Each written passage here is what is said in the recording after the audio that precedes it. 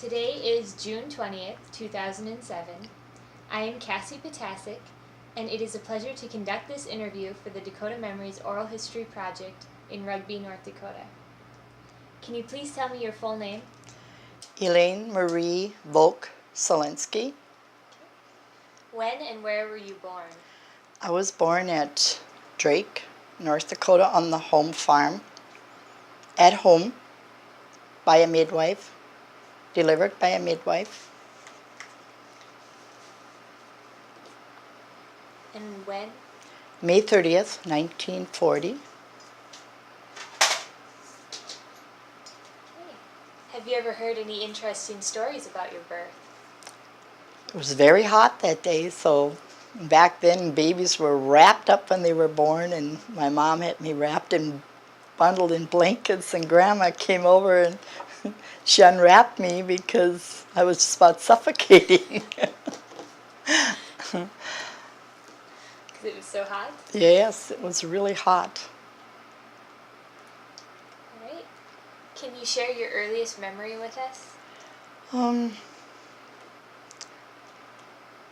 The earliest I can remember is when we had moved over to the farm north of Karlsruhe and lived at the farm there. And I did chores really, well, I was really young when I started chores. I was maybe 5 when I started milking cows. We had our chores. We gathered eggs, we slopped the pigs, and we fed the chickens, and helped milk cows and feed the calves and separate the milk. You Yeah. started really young. We started really young.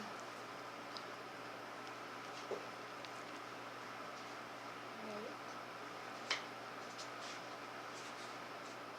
Can you tell me what it was like where you lived? Can you tell me about your farm, this earliest one that you remember? We were lucky. We had a really nice barn and a house, and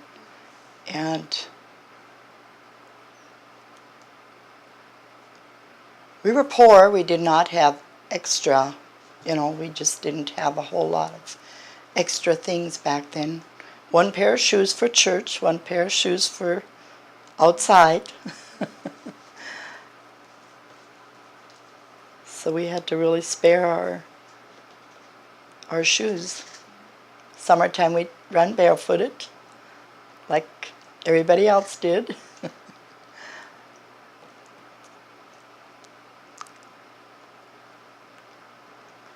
What was it like growing up on the plains? Was it lonely? Was it fun? No, it was a good life. We had a lot of games we played, like Andy I Over, Kick the Can, or Hide and Seek, and we made up our own games. I mean, we didn't, or we'd go down, walk by the river, and watch the beavers, and just do things, because we never went. They didn't have a whole lot of entertainment back then. Our town didn't have any movies. Once or twice a year maybe they had movies, and go to church on Sundays, and we'd maybe go to company or something, to the uncles and aunts, and then other than that but if Mom and Dad went somewhere as we got older, we did all the chores. We didn't wait for them to come home. I mean, we just went about and did all the chores, and we're pretty good that way. Because we knew, that was our plan to do when they were gone. We just took over. So it was fun growing up back in the good old days, I think, more so than now. Kids are so demanding, and we were not demanding. We had nothing to demand.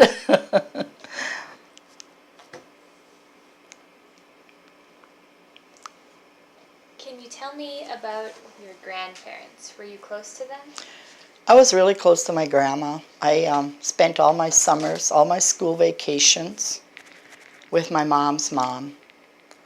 I don't know what it was. I just loved to go over there and helped her cook and bake, and at Christmas time especially, all those cookies we baked, and the Coogan, and the getting ready just for the big get-togethers on Christmas Day. I think that was and usually back then we didn't have school during January because it was cold, so I stayed until February, from December, the middle of December until February, until school started again. So I would just stay there. And I had an uncle at home that was like 15 and an aunt that was 13. So they were just like my brothers and sisters. Pete and Rose. So I spent a lot of time with my grandma, Catherine Lemire. What kind of person was she? She was really a nice, easygoing person. Grandma did a lot for me, and I did a lot for her. I got along so good with her.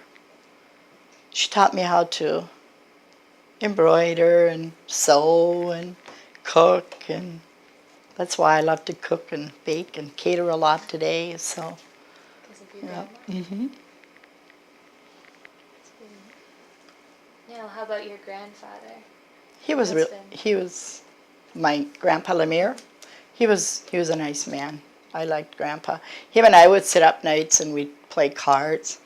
Grandma would be crocheting or something in the other room, or I didn't learn how to crochet. I just never got the hang of it. So she'd go out and play cards with Grandpa. So I'd go out and we'd play cards, and then come about 9:30, he'd put the coffee pot on, and the head cheese would come out, and the loaf of bread and butter, and we'd have lunch, and then we'd go off to bed.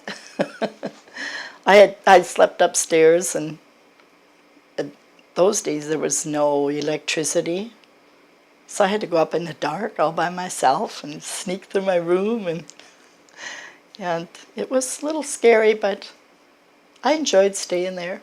Yeah, never minded, never got homesick. So, What kind of card games did you play? a solitaire, was it whist game? I never did catch on to pinochle. Those were the two we always played. Two-handed whist.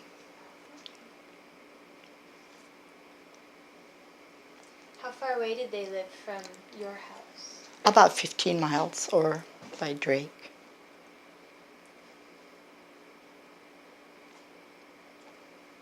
How about your father's parents? Were they close? Grandma died when my dad was just a young boy. He was only 16, so I never got to know my Volk grandma, Veronica. But I did stay with my grandpa when we were going to the country school, and when I was to make my first communion, I had to go to the Catholic school in Karlsruhe for 2 weeks, so I stayed with him because there was only 2 of us country school kids to make our first communion, so we had to go to school for 2 weeks at the parochial school. So I stayed with him, and he was a really nice man too. So he never remarried. He stayed a widower, and he raised 5 little kids after Grandma died. So.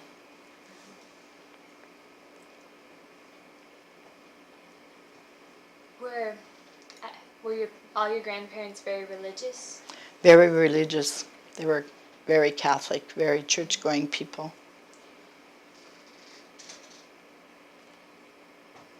You never went to bed without praying nights. We were always on our knees when we were little. Never went to bed without praying.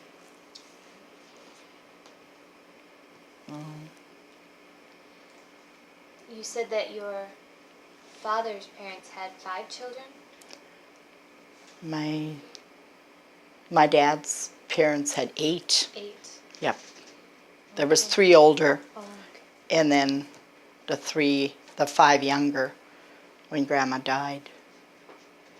So my dad left to work at the CC camps and he has 2 older brothers. How many children did your mom's family have? My mom had 8. Siblings? 8 siblings.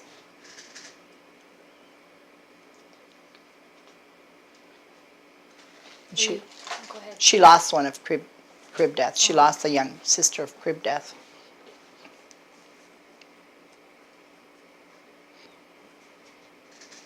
Were you close to any of your aunts and uncles?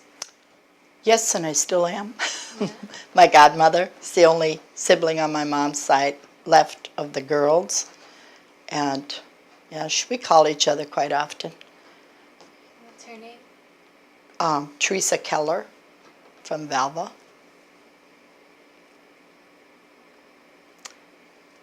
And then there was the youngest, but she's passed away now, Rose. Rose Right. Bruner, yeah, she was. And then I still have an uncle left, Peter Lemire, and I feel close to him because I grew up with him as a young girl. Kind of like a brother, right? Just like a brother. Yeah. Mm-hmm.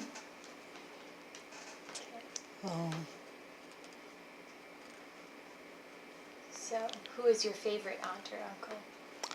Um, I had a few. Well, there was Aunt Teresa, and then there was Rose, and there was Pete.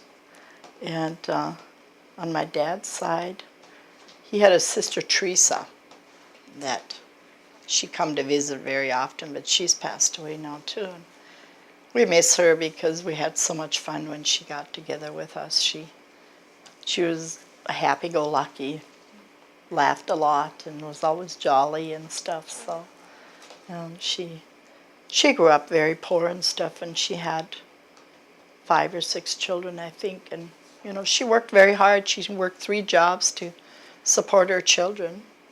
Her husband was a house mover and never around, and so she lived a tough life. But very, very jolly about it and not complained ever and stuff. So she was one of the younger ones after Grandma passed away, so she grew up, helping take care of her brothers and sisters.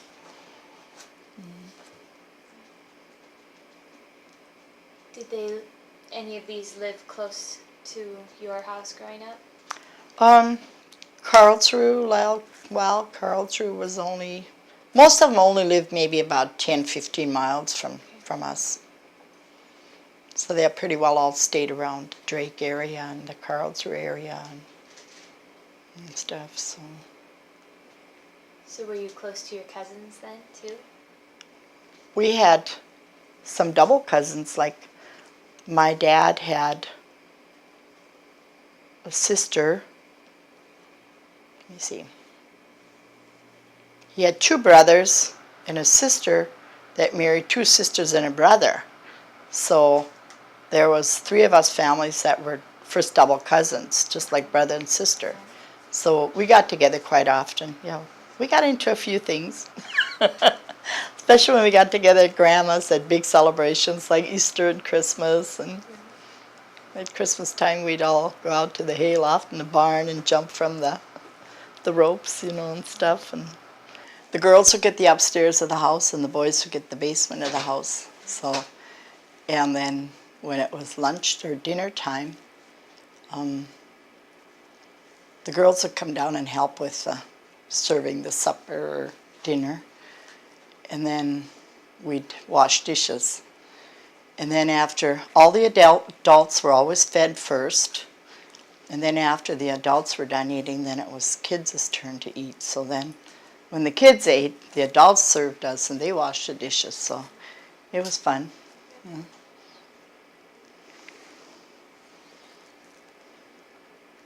Did you have favorite cousins?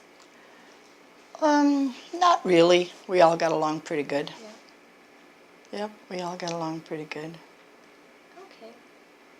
Is there anything else you want to tell me about really large family gatherings? I don't know, we've had large weddings and stuff, so they're always because we're running out of weddings now, so they were always a lot of fun. Yeah. And there's still a few that we have a lot of family reunions, and when we get together, we have a lot of fun, a lot of reminiscing and stuff. So, I bet. yeah.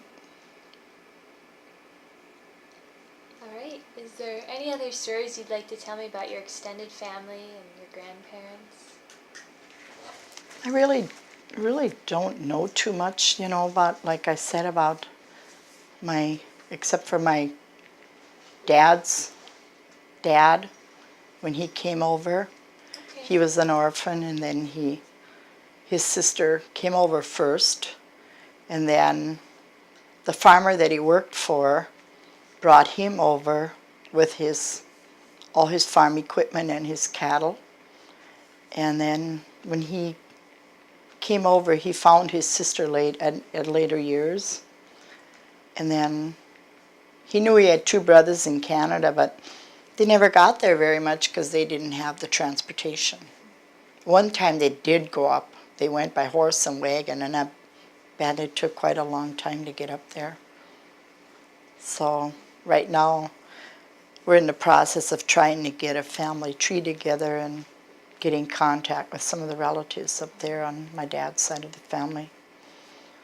But my mom's side of the family, we pretty well all know them that are around here and up in Canada for now. So, Do you know where in Russia your dad's dad was from? Odessa, Odessa? Do you know where your mother's parents were from? about the same. Grandma always talked about Josephsdal or whatever. They lived in kind of villages. I know Mr. Miller talks about the villages once in a while. I'd like to go over to Germany to visit. Maybe someday my kids will send me over there. Hopefully. In fact, I have a cousin that did go over. They went to Germany and they went through some of the places where they figure they grew up at and stuff. There were small villages that they grew up, where the barn and the house were all in one, and they grew all their vegetable gardens, and in the morning they would take their cattle and take them out to feed them in a different place and stuff. So Grandma talked about it a lot. Did she? So Do you remember any other stories she told about Russia or Germany? not just that they grew up very poor and stuff. I mean, she'd always read the Bible to me. I mean, evenings. I mean, she'd read in German, teach me German prayers and stuff. And other than that, I mean, I suppose she figured I was too little to understand. But, and I wish now that we'd have talked more about it. Do you remember any of the German prayers she taught you? No. No. Have you heard any interesting stories about when they came over from Russia or from Germany? Well, I know Grandma had said that when they landed in New York, when she came over, and then they had to board a train and come on this train, and everybody was so hungry, and nobody could talk English. And then I think it's in my history book, she had said something about her dad bought some bread or milk or something from a man that was going through the train, and nobody else dared buy any because they thought he was, not a very nice guy. And so Grandpa bought this milk and bread from him, and everybody that was in that train car ate off of this because they were all so hungry. So they all got just a little bit of everything, so that kept them going then until they landed where they were supposed to be coming to in North Dakota. So they were very, very hungry when they got off the ship and put on the train, half starved when they got to North Dakota. So It's been hard. Did both sides settle in North Dakota then? both sides settled in North Dakota. And where? Down by Drake. There's settled south of Towner first, and then I think they bought land over in the Drake area later on. And down around the Sal's community, Okay. Blumenfeld, and in through there. That's all south of Towner, if you're familiar with that. Have you heard any interesting stories about the homesteading experience for your grandparents? Well, Grandma and Grandpa lived on a small house first, and then later in years, Grandpa built a new house. And then they had a big tornado that, went through the farm and tore down the barn and all the other buildings that they had. So they had to rebuild like the barn. And Grandma always had lots of turkeys, and she would, would take them out, and she'd herd them in the field to eat grasshoppers. I was be a little girl when I used to help her, and she'd have this big black snake, and when she'd want her turkeys, to all gather, she would just whip this black snake, and all the turkeys would just follow her home. And she said that day she was just coming home with her turkeys, I think, and had just put them in the barn. And she saw this big black cloud coming up, and so she ran to the house, and just as she got into the house, the door slammed shut and caught her apron. So she took that off, and they ran downstairs so that, then after it was all over with, they had seen that it had tore down the barn and had just gone through the middle of the yard and didn't touch the house or anything. Because I suppose she got out the holy water bottle, and like they always did, and I mean, that was a thing that early settlers did, was always carry the holy water bottle, and whenever they saw bad weather, they would sprinkle it, and they'd be safe and start praying. Oh. That's one thing she always told me, Well, she thought that was what saved them. It's the holy water. The holy water, and that, like I said, they were very religious back then. But they rebuilt and started all over again.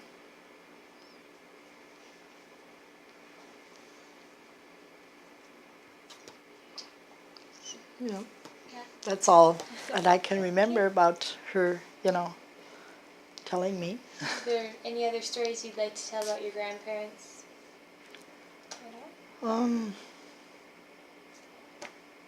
Not really, that I kind of, I think I've covered just about everything. Okay. Then, can you tell me about your father? My father, when he was younger, he worked, like I said, he worked at the CC camps. I think he only courted Mom a couple of months, because she worked in Minot. There was no cars. You met, and then you probably, and they got married and moved on the farm, and he worked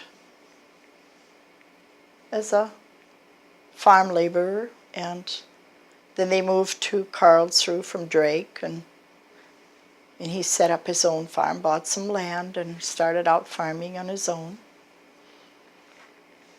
He did that until he retired and moved to Rugby.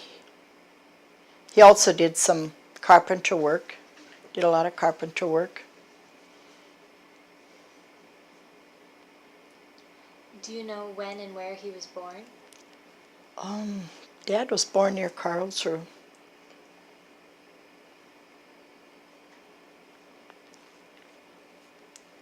Was raised by the Orne area. I think they moved back and forth wherever there was land and homes to be lived in.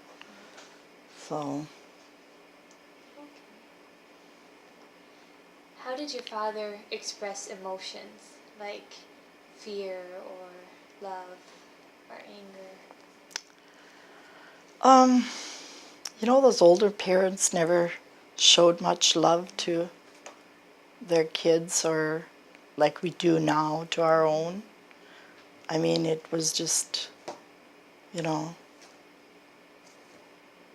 They were very staunch. I mean, you were told what to do and you had to obey.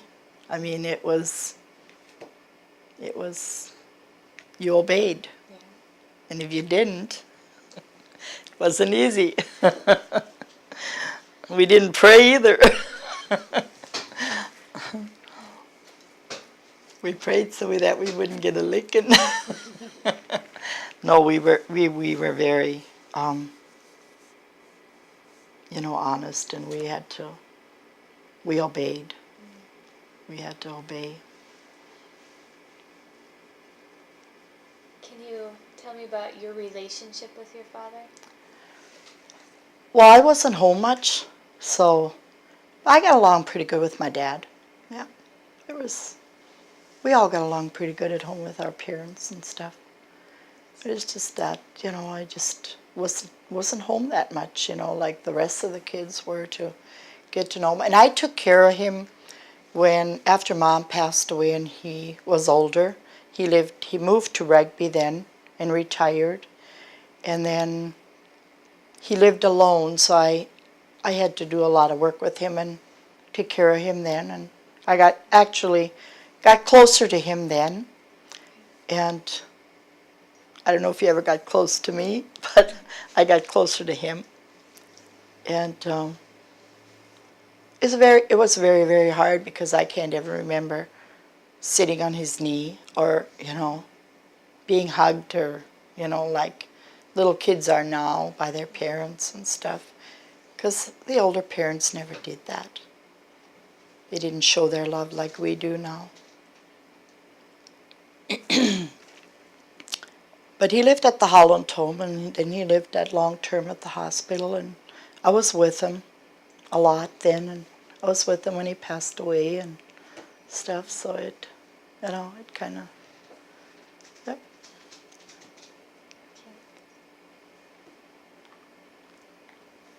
How did he cope with hard times? I guess they just grew up in the hard times, so there was, they were just used to having to put up with hard times. Yeah. I mean, they never had anything extra. And when his mom passed away, they just had to go and work and, and take care of themselves and make a living on their own.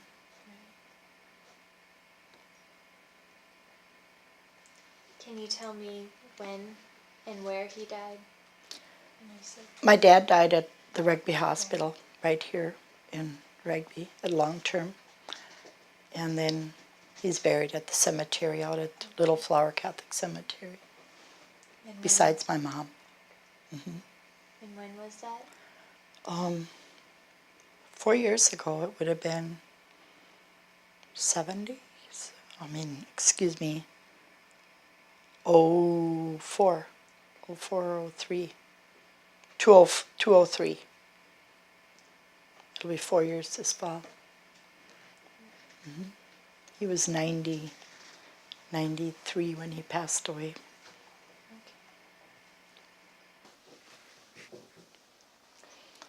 Can you tell me about your mother?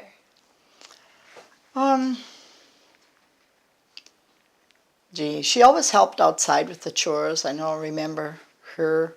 She'd pack us all up and we'd go out to the hayfield, sit in the car, and she'd help with the hayfield, bring in the hay and rake hay until we got older to do it, and then she didn't have to go out to do it anymore. But she did the everyday house chores and baking, a lot of baking and stuff, so.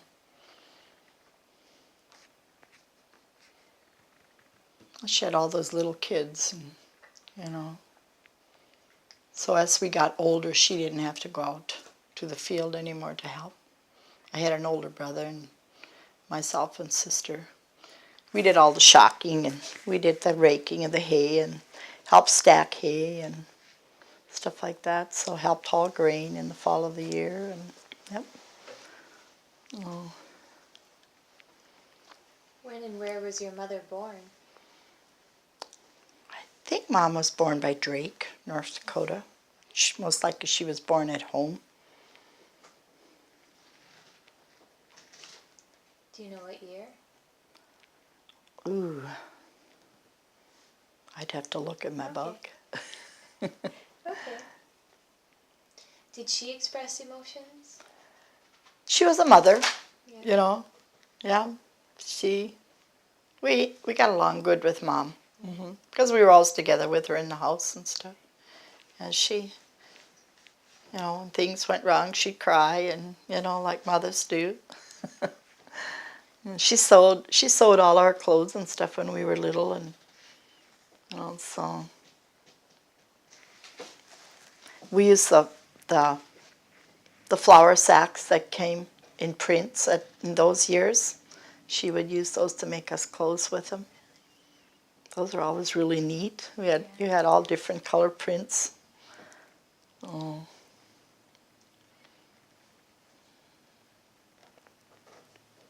Because we didn't go out to buy a lot. We lived down by Carlsbad, so there wasn't no big stores around.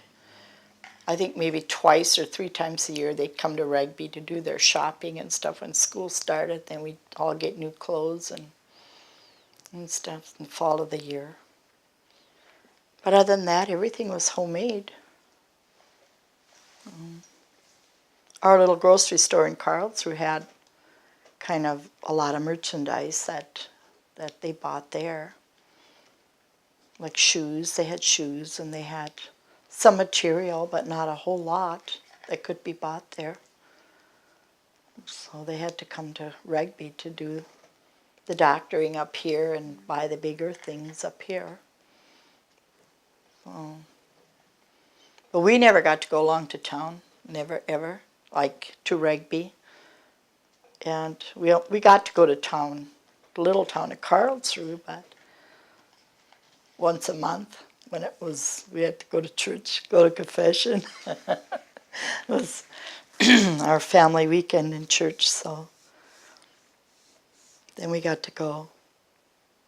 But we faithfully waited up by the church. We did not go downtown to the grocery stores and stuff. We weren't allowed to do that. Kids were, had to stay till the parents come and picked them up.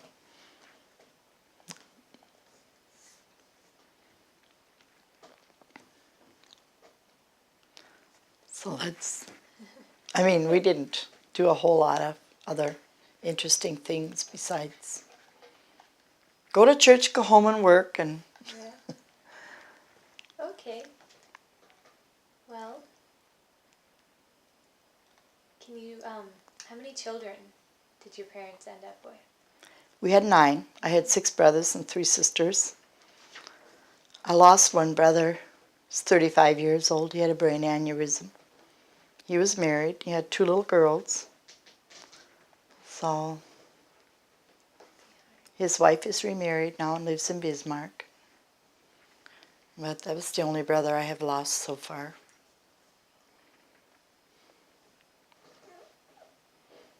Who is the stricter parent, your father or your mother? My dad. Was he in charge of discipline? Yes, he was.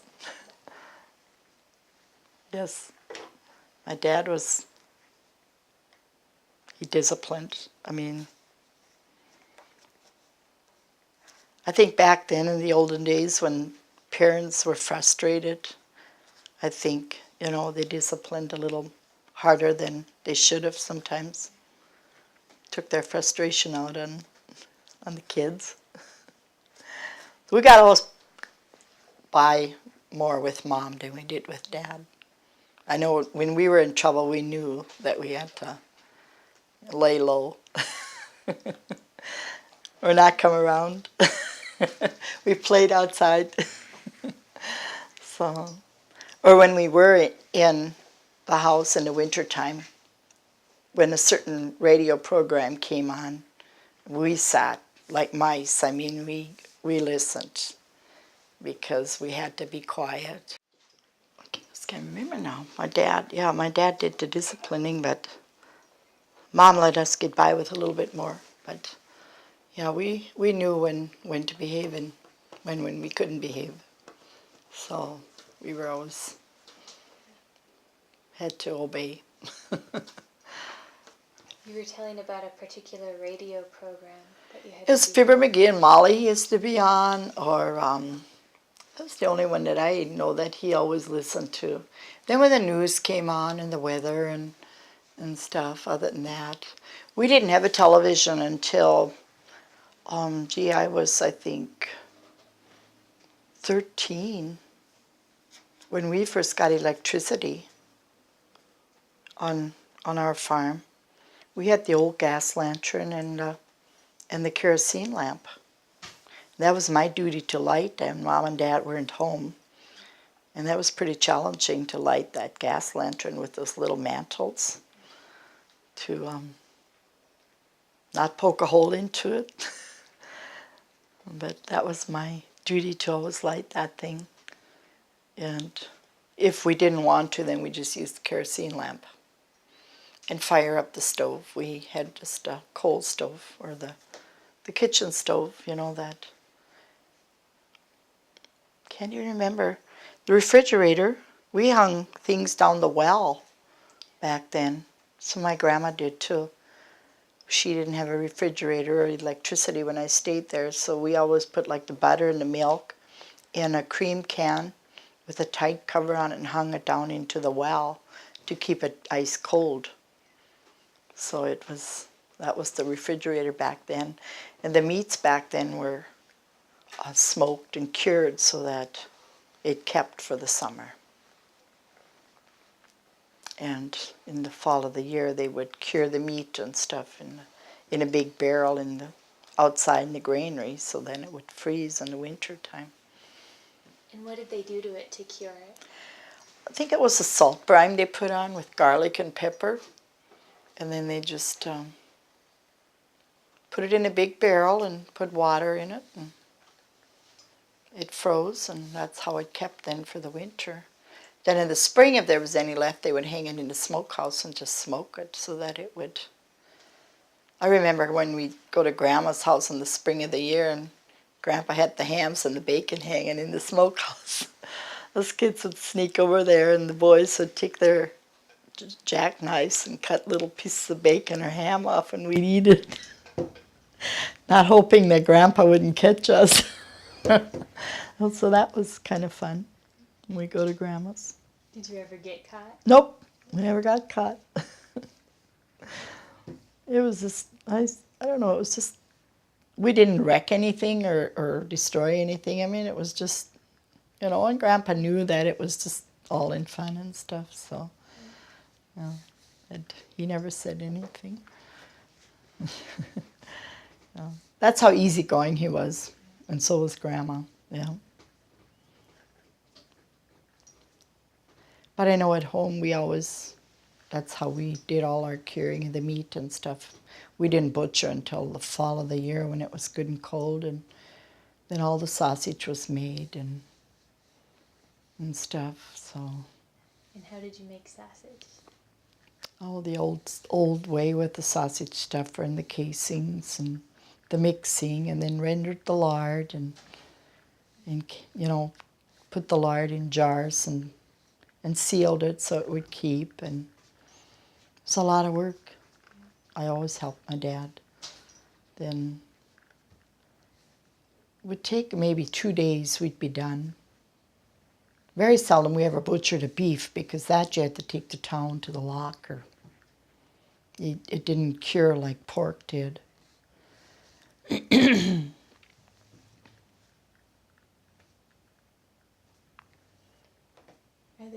Did you ever do chickens?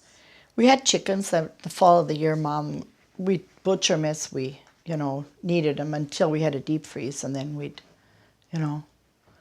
But back then like they do now, they raise a bunch of them and then they butcher them all and freeze them and prepare them for the winter. But whenever you want one, you just went out to the coop, and you just got one for soup or whatever, and always had good fresh chicken soup. Sundays was always chicken soup day and maybe pie and stuff, so after you come home from church. Was there any particular reason you always had soup on Sundays? I think that was a tradition they had back then in the olden days. And then maybe company would come home after church, and company would come over, and then I remember staying at Grandma's every Saturday. We had to make this kettle of soup and get it all ready and go to church on Sunday mornings. She'd come home. There was always somebody at her house for company or for dinner on Sundays, but she always had it ready. So, And were you allowed to work on Sundays? not no manual work we didn't do, just what needed to be done, like milk your cows and stuff and cooking and dishes. And can't remember ever working on Sundays back then. That was a day of rest. You just laid around or you did what you wanted, went to company, or it's a day of company for company and stuff. So no, it was not nowadays like today. I mean, Sunday was a day of rest. Saturday nights we always went to town, spent the evening in town, got the groceries, and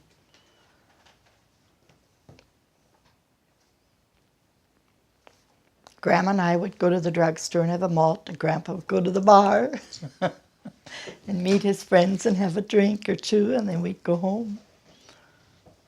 I always looked forward to that when I stayed at Grandma's. Did you go to town with your parents ever on Saturday nights, or was it usually your grandparents?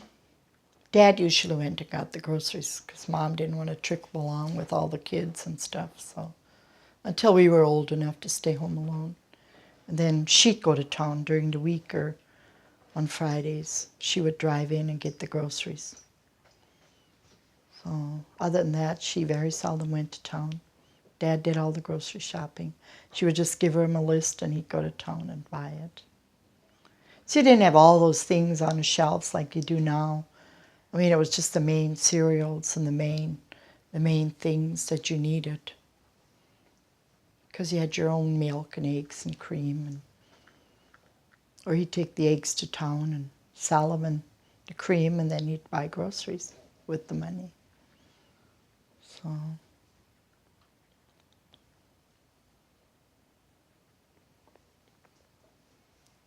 So you've mentioned playing some card games and some other games with your family and going into town on Saturday nights. What else did you do for entertainment? that's about it. Once a year we got to go, maybe if there was a fair in town. If we got all the corn shocked or all the grain shocked, we got to go to the fair. If Dad needed parts. Or we just went with just to get an ice cream cone or a quarter. Then we had 6 boxes of Cracker Jack, which we hoarded so that, it would last for everybody. Or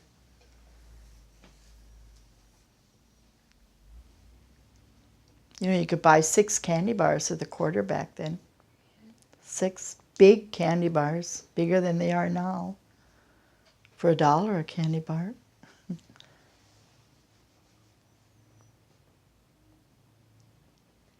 Can you tell me about the fairs? They had rides, but not as wild as they are now. I remember going on they called it a basket ride, and they would turn quick, really fast like. I got so deadly sick after that I could never, ever go on another ride, not even the Ferris wheel. I suppose it was motion sickness that I got on there. I come home and Mom had made supper and we ate, and I just got so sick, and after that to this day I cannot go on any fair rides. So, but other than that, once in a great while, maybe we'd get to go to a movie. Dad would take us in, then we'd go to a movie on a Saturday night. But we were kind of bashful because we grew up out in the country and we didn't know a whole lot of the city kids. And city kids were like bullies to us farm kids back then. They would gang up on us and stuff. And especially if you were bashful, and then they would tease you and chase you around and stuff. So we very seldom ever went to town till we got older.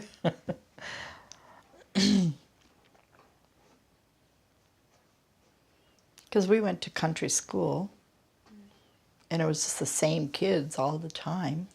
It was about 16, 17 of us that always went to the same country school.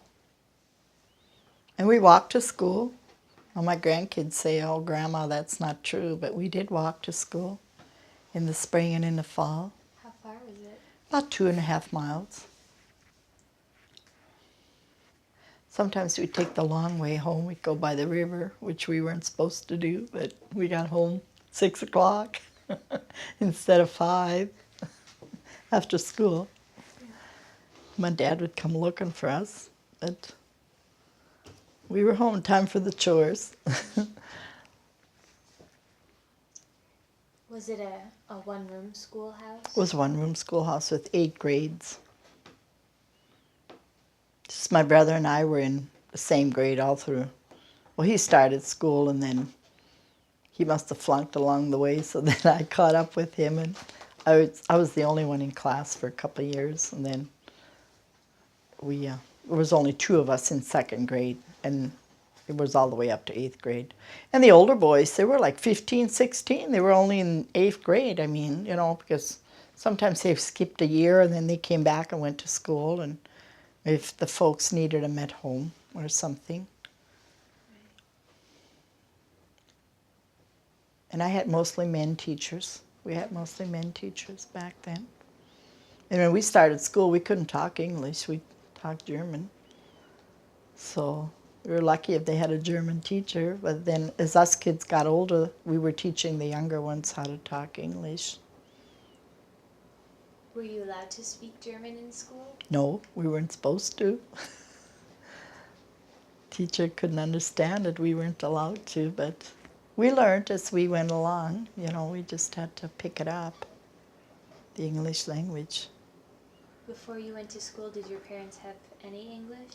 Oh yeah, they talked English. It's just that they talked English so we couldn't understand what they were talking about.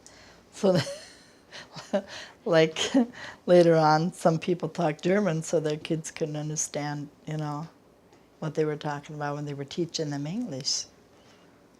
But it wasn't that hard to learn to talk English once we started school. Then I still talk German a lot, but a lot of my brothers and sisters don't anymore because they've gotten away from it. But I talk it all the time.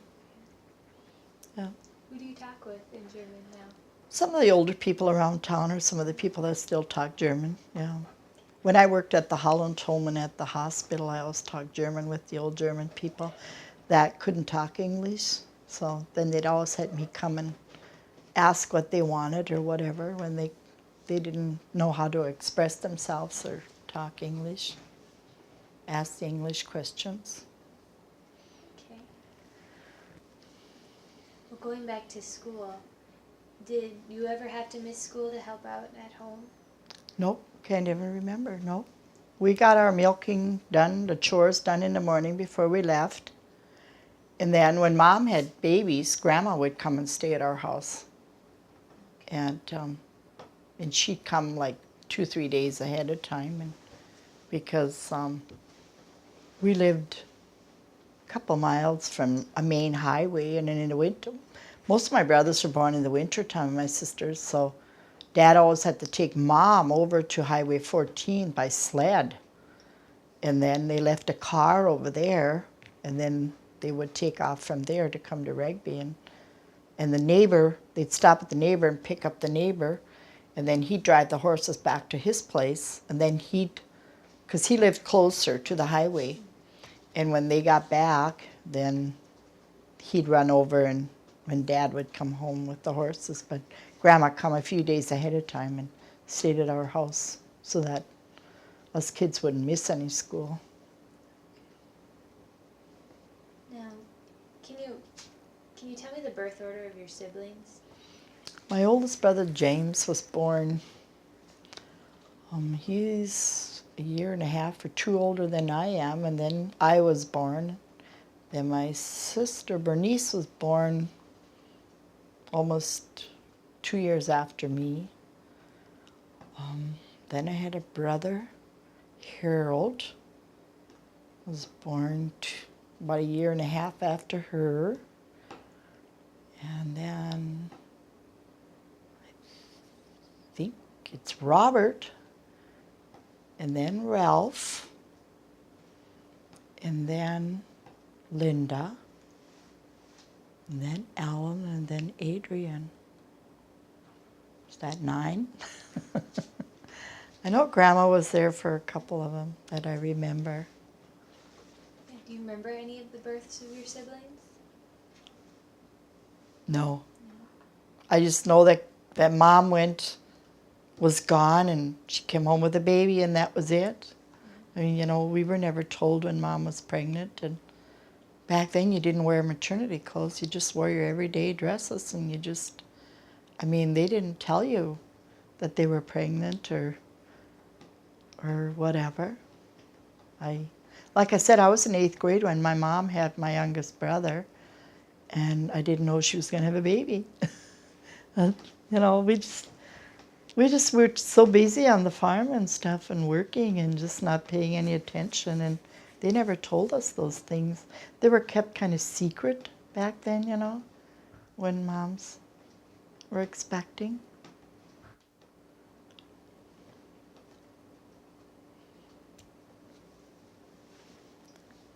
Of your siblings, who are you closest to? My brother Alan, the one that passed away, I was pretty close to him. And I get along pretty good with all my brothers and sisters. My younger sister and I do a lot of things together now because I never got to spend a whole lot of time with my mom after she moved to town. She only lived in town a year and she passed away. She was only 62 years old. So now her and I do a lot of things together. In fact, when we're together, they think she's my daughter. No, she's my sister.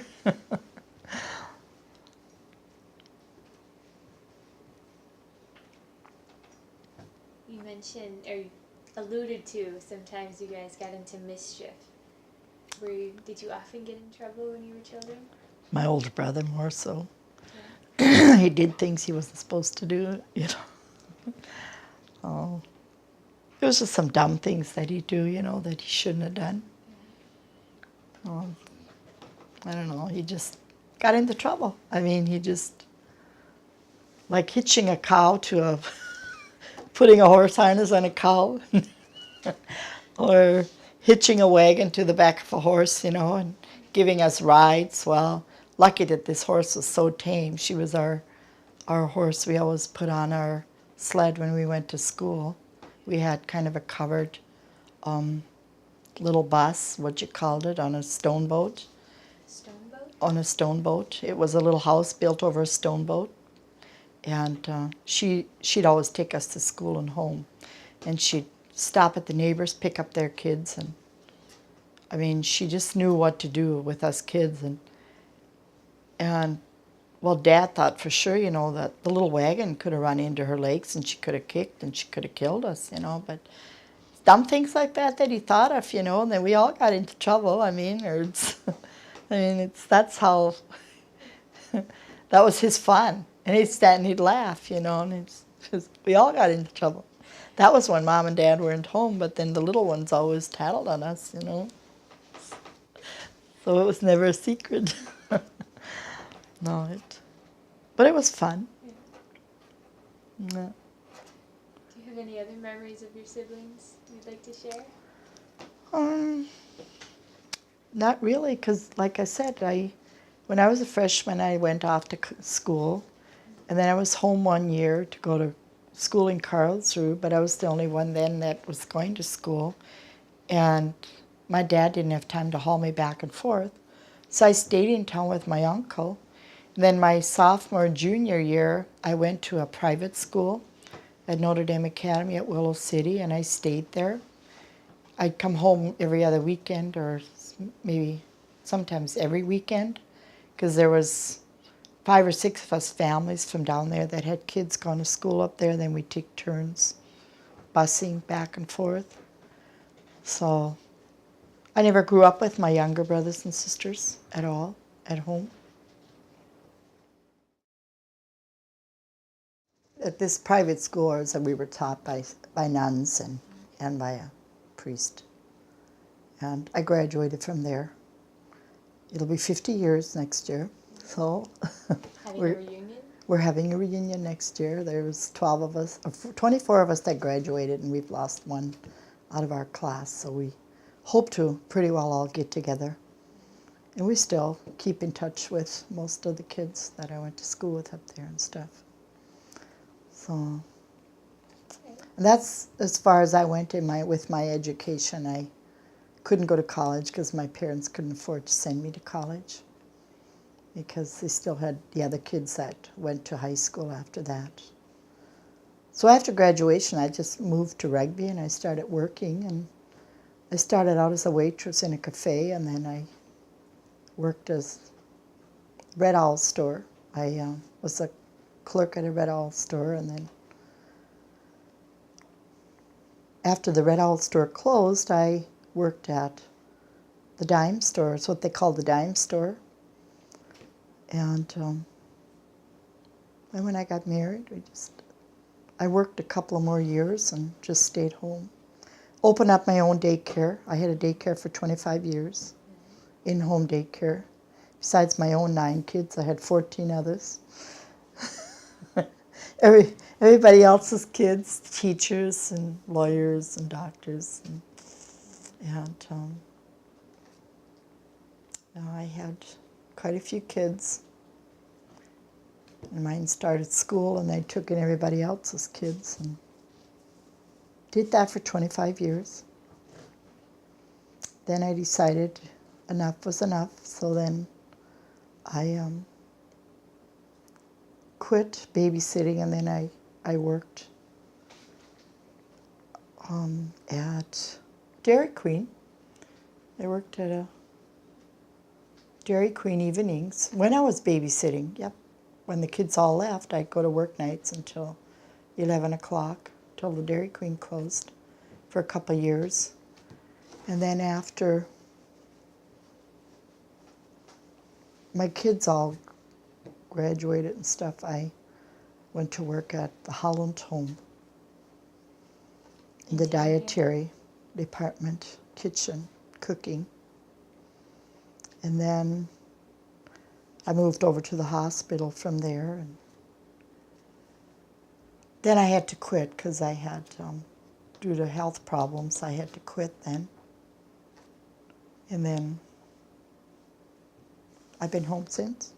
I do a lot of sewing. I do for other people. I alter and do a lot of sewing for hemming and patching. And then I do a lot of catering, a lot of food catering, like German potato salad, a lot of German foods. Yeah. So. Did you learn how to make those from your grandmother and your mom? Yep, and then some on my own. Yeah. What kinds of foods? Stuff that my kids really liked were this noodles and watermelon, sauerkraut, cheese buttons, and all that. I still make that. German potato salad and some of the German foods that we enjoyed, like the borscht, the vegetable soup, and stuff. So. Now, growing up, what was your favorite? Oh, Grandma used to make. My mom didn't do as much German cooking. We made the cheese buttons and stuff, but not a whole lot of German cooking like my grandma. She would make like the noodles and watermelon, and there's 2 different kinds. One was just what they call the baking powder noodles. And you would just roll them and put them on top of fried potatoes, and you would add your sauerkraut if you wanted sauerkraut on them. Or you could just fry them up and then eat them with watermelon or plums. And then there's another kind where you use raised dough, and you put them in and you steam them and fry them. Then you eat them with plums or watermelon. I didn't make those as much because I didn't have as much luck. Because if you peek, then the dough would drop, and then they would be flat. So I always made the other ones, and I still do. In fact, last summer when my grandkids were home, I made them, but I had to make 4 frying pans of them. First they thought they wouldn't like them, and then they liked them so much that I just kept on making them.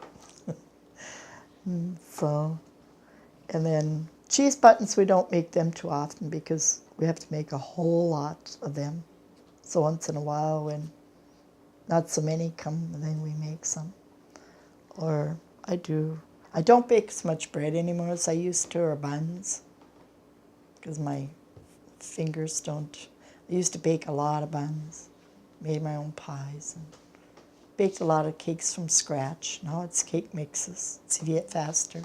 Once in a while I do bake Kuchen at Christmas time. We make a lot of cookies and Kuchen and stuff, so yeah, it's still the old traditional Kuchen and stuff. Not the hard wedding Kuchen, there's two different kinds. One you roll out and then you just put on sugar. That's called a wedding Kuchen. But I like the stuff with the custard on, the heavy custard. We make that. So. You had mentioned earlier that you helped your grandmother with Christmas baking when you were younger. Mm-hmm. Did you make the same things? We made Kuchen, and there were certain cookies she'd make. They were date-filled cookies. And then she had a cookie, what was it called?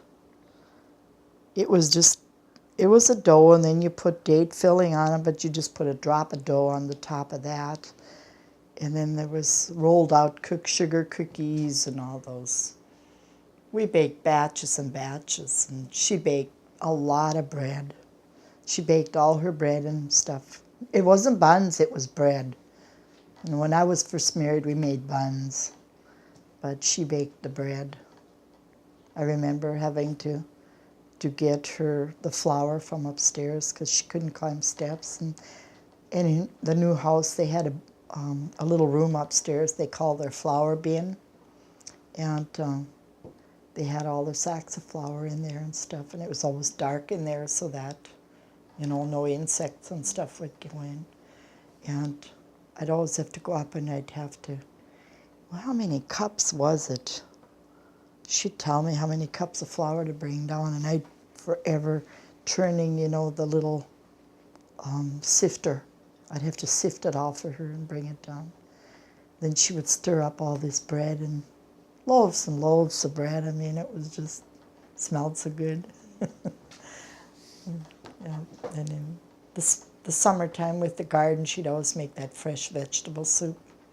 See, and I do that now. I make the fresh vegetable soup as soon as the vegetables, the dill with the dill and the beets and all that. Yeah, that's good. And then we made Kuchen to go with that. And then when I did stay with her, in the summertime when she had, the guys would come and help. And then she'd always make lunch, sent it out for morning lunch if they weren't close by. We'd make sandwiches, coffee, and lemonade or nectar. It was called nectar back in those days. I mean, it's not. And then we'd have lunch for the morning. We'd have noon lunch. Then she'd have a snack lunch for the afternoon, but they'd be home for supper. And I'd help her make all those sandwiches, and we'd pack them up and put them in cool boxes and stuff. And the jugs on the outside, they'd wrap with gunny sacks and soak them in cold water, and then they would cover them with gunny sacks so the water would stay cold. And then, but if she fixed noon lunch, there was always a dessert. We always had to have a cookie or cake or some kind of a fruit sauce or something. And then come canning time, that's where I learned to can. I do a lot of canning, still do.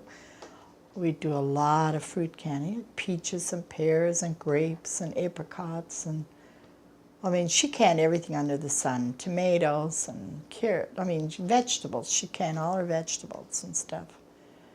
And I'd have to help her with that before school started. So. Can you tell me about the canning process with your grandma?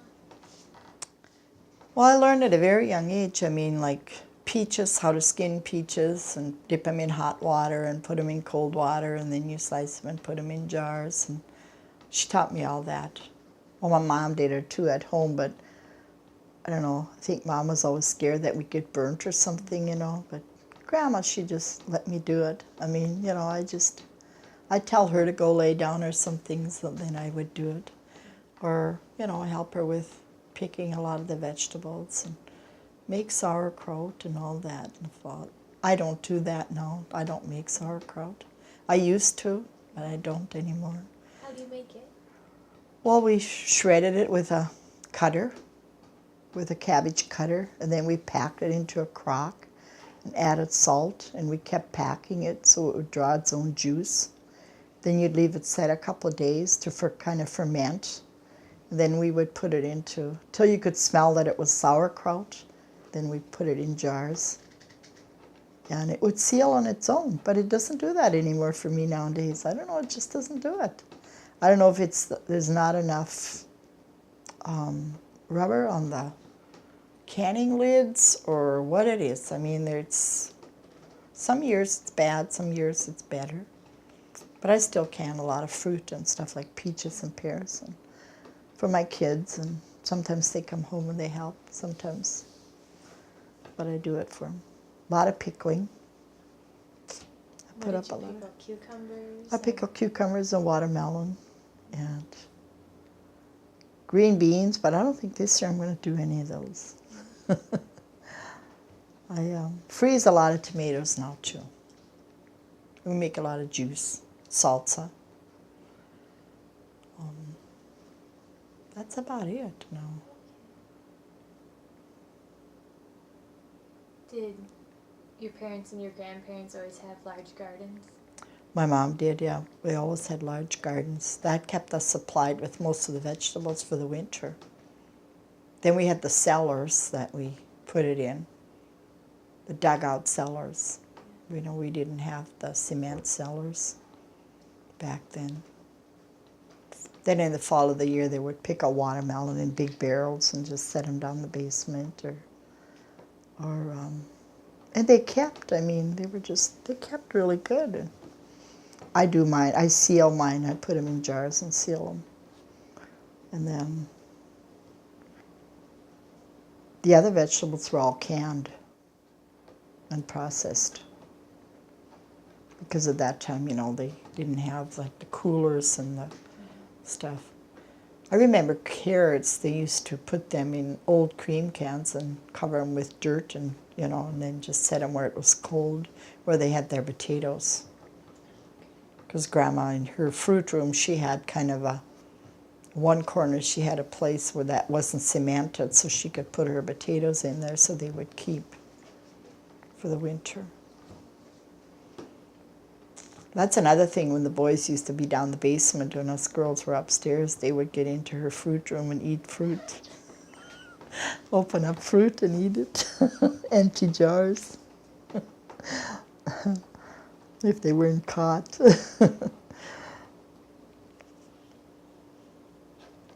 You keep talking about all these rooms in your grandmother's house. Can you tell me about her house? Well, she had this huge house, and upstairs there was 4 bedrooms, I think. And the main floor had one big living room, one big kitchen kind of dining room area, and a little kitchen off. But she also had her stove and later on her fridge in this huge big kitchen area. The living room, well, she had 2 bedrooms off of that, but the living room door was always closed. I mean, it was always, you know, kept. You didn't go into the living room or to the bedrooms in the daytime. You slept in the bedrooms, but that was it. She had a summer kitchen where she did a lot of her canning and cooking and washing and stuff in the summertime. So the house always stayed cool. The main house always stayed nice and cool. And then the basement was just one big open basement, except for where the furnace was at, and they had an extra bathroom downstairs. But it was all open, so the boys, you know, had the whole basement to themselves. Yeah, they liked that. And at Christmas time, Grandpa would always get a lot of pop and beer and a huge box of nuts and candy, and when we'd all get together, and then we'd, get nuts and candy and what's all those good things that Grandma's had. That's why we always look forward to going to Grandma's for Christmas, because it was just the get-togethers and stuff that we got to get together with all the cousins and stuff. Right. And then the adults sat in the living room and talked, and the men sat in the kitchen, the women in the living room, and then they were always segregated, it seemed like. But Can you tell me about Christmas celebrations in your family? in my family at home, we were poor. I remember only getting one doll, one ever, just one doll. And I was this little, and my brother was holding it. And, they had glass heads back then, or the plaster heads, and he dropped it and the head broke. And I cried and cried and cried, because I never got a doll after that, because for Christmas, all we got was just maybe fruit, a bag of fruit and nuts and things like that. I mean, we were satisfied. I mean, that's what we looked forward to at Christmas time, was Kris Kringle coming and bringing us this stuff. But if you didn't behave, then it was, can't remember what they called him, but he'd come in chains and the Bilson-Eagle. They called him. That's all I know. He was a naughty guy. And then if you were told on that you didn't behave, and then he would be mean to you. But no, we were always pretty lucky. We didn't have him come to our house. They'd come and jingle bells and stuff, and we just went to bed in the morning. We looked forward to our bags of candy and stuff. Did you have a Christmas tree? Very seldom, because our house is really small. We didn't have a Christmas tree. Grandma didn't either. The Christmas trees back then, a lot of people didn't have them because they were so dangerous for fire, because they didn't have the lights and stuff. They had real candles on them. The huge, bigger houses used to have them, but I don't think Grandma ever had it. In later years, she had one. In later years, we had one too at home, but not when we were growing up. Like I said, our house is very small, the first one that I grew up in. Later on, my dad built a bigger house, but I just grew up in a smaller house. How many rooms were in that house? I think there was only 2 bedrooms, or 3, because in the wintertime then we had to use one of the other spare bedroom we had to bring the cream separator into the house then and stuff, and the washing machine. But the 3 of us girls slept in one bed. I mean, it was not that each and every one had their own bed like they do now. And we slept in one bed, the 3 of us girls. And the boys, there was 4 or 5 of them that slept in one bed. 2 slept on the end, 3 on the top, 2 on the end, and 1 in the crib. It was until my dad built a bigger house, and then we had lots of bedrooms. Right. So Christmas, did you go to church services then? Midnight Mass, always to midnight Mass, whoever could. Sometimes Mom would stay home and then go on Christmas Day, with the little ones. But us older kids always had to go. Is there anything else you remember about Christmases?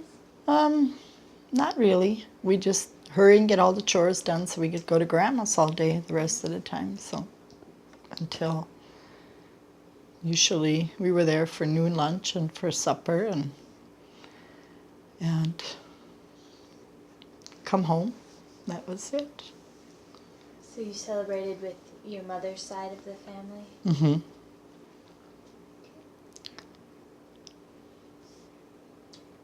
other holidays? Easter, we'd always make little Easter nests for the Easter Bunny to bring us our goodies on Easter morning. We'd go out and we'd pick crocuses and flowers, and we'd make little, we call them little Easter nests to where the Easter Bunny could put. Well, we never got to dye eggs or anything, and Mom and Dad would do that when we were in bed. So I think we believed in the Easter Bunny until we were... Otherwise, we didn't get anything, no. It was just... We always had Easter treats in our baskets and stuff. I always look forward to all getting up early on Easter morning and looking for our Easter treats. Did you have to find them? Were they hidden? No, we just made our own little nests along the floor in the kitchen or something. And then Thanksgiving, can't remember much about Thanksgiving. I suppose it was just another day for us. We never had a big celebration until I was older, and then we'd all get together at Thanksgiving time. That was more or less, left up to the families, I guess, or whatever. It was mostly Christmas and Easter time. How about the 4th of July? Do you celebrate that? We got firecrackers. And we're mostly at home because they didn't have very many big celebrations, that we knew of in town. They probably did, but we just never got to go or something. We just had our own firecrackers at home and did our own little thing and had a picnic or something. Okay. How about Halloween or Valentine's Day? Nope, there was Valentine's Day. We exchanged Valentines at school. We made our own Valentines, yep. We always made all our own Valentines. But there was no Halloween. We didn't do any Halloweening. Did your parents not approve of Halloween? Or? I guess, I don't know, back then we just didn't do Halloweening. I mean, there was... Maybe in school, I think we remember drawing Halloween cats and pumpkins and stuff, but not, we didn't go out to Halloween like they do now. I know the older ones used to go out and do tricks on other people, like tip over the outhouse or, and stuff like that, harness up a cow in the barn or do something, but we never got to. I think we were more scared, to even as we got older, to go out, not, get caught or get into trouble or do something. So we never did anything like that. Do you remember anything else about how you celebrated holidays in school? At Christmas, we had a Christmas party, and we had to sing carols, and then the parents got to come, and there was a few of us that, we didn't have a piano or anything at the school, that we had to just sing on our own. Sometimes it stormed, so then we didn't have Christmas at all, party at school. Or the only thing I can really remember is having picnics at school at the end of the year. Everybody brought, and then we looked forward to that, to eat everybody else's food. We all brought picnic lunches, potluck picnic lunches. And I guess we just looked forward to the end of school or something. I don't know what it was, but we only had 8 months of school back then. We didn't have 9 months. You mentioned singing at school. Did you come from a musical family? My dad was kind of musical, but no, we didn't have a piano or anything at home. We just sang on our own. If we wanted to. I can't sing a note. The only thing I could play is the radio. Ed can play a lot of instruments, being he plays by ear. And my kids do. Some of my kids do too now. So my dad used to play on the piano. They had an old pump organ all the old timers had pump organs at their houses. They all played the organs and stuff, so he was a little bit musical, I guess.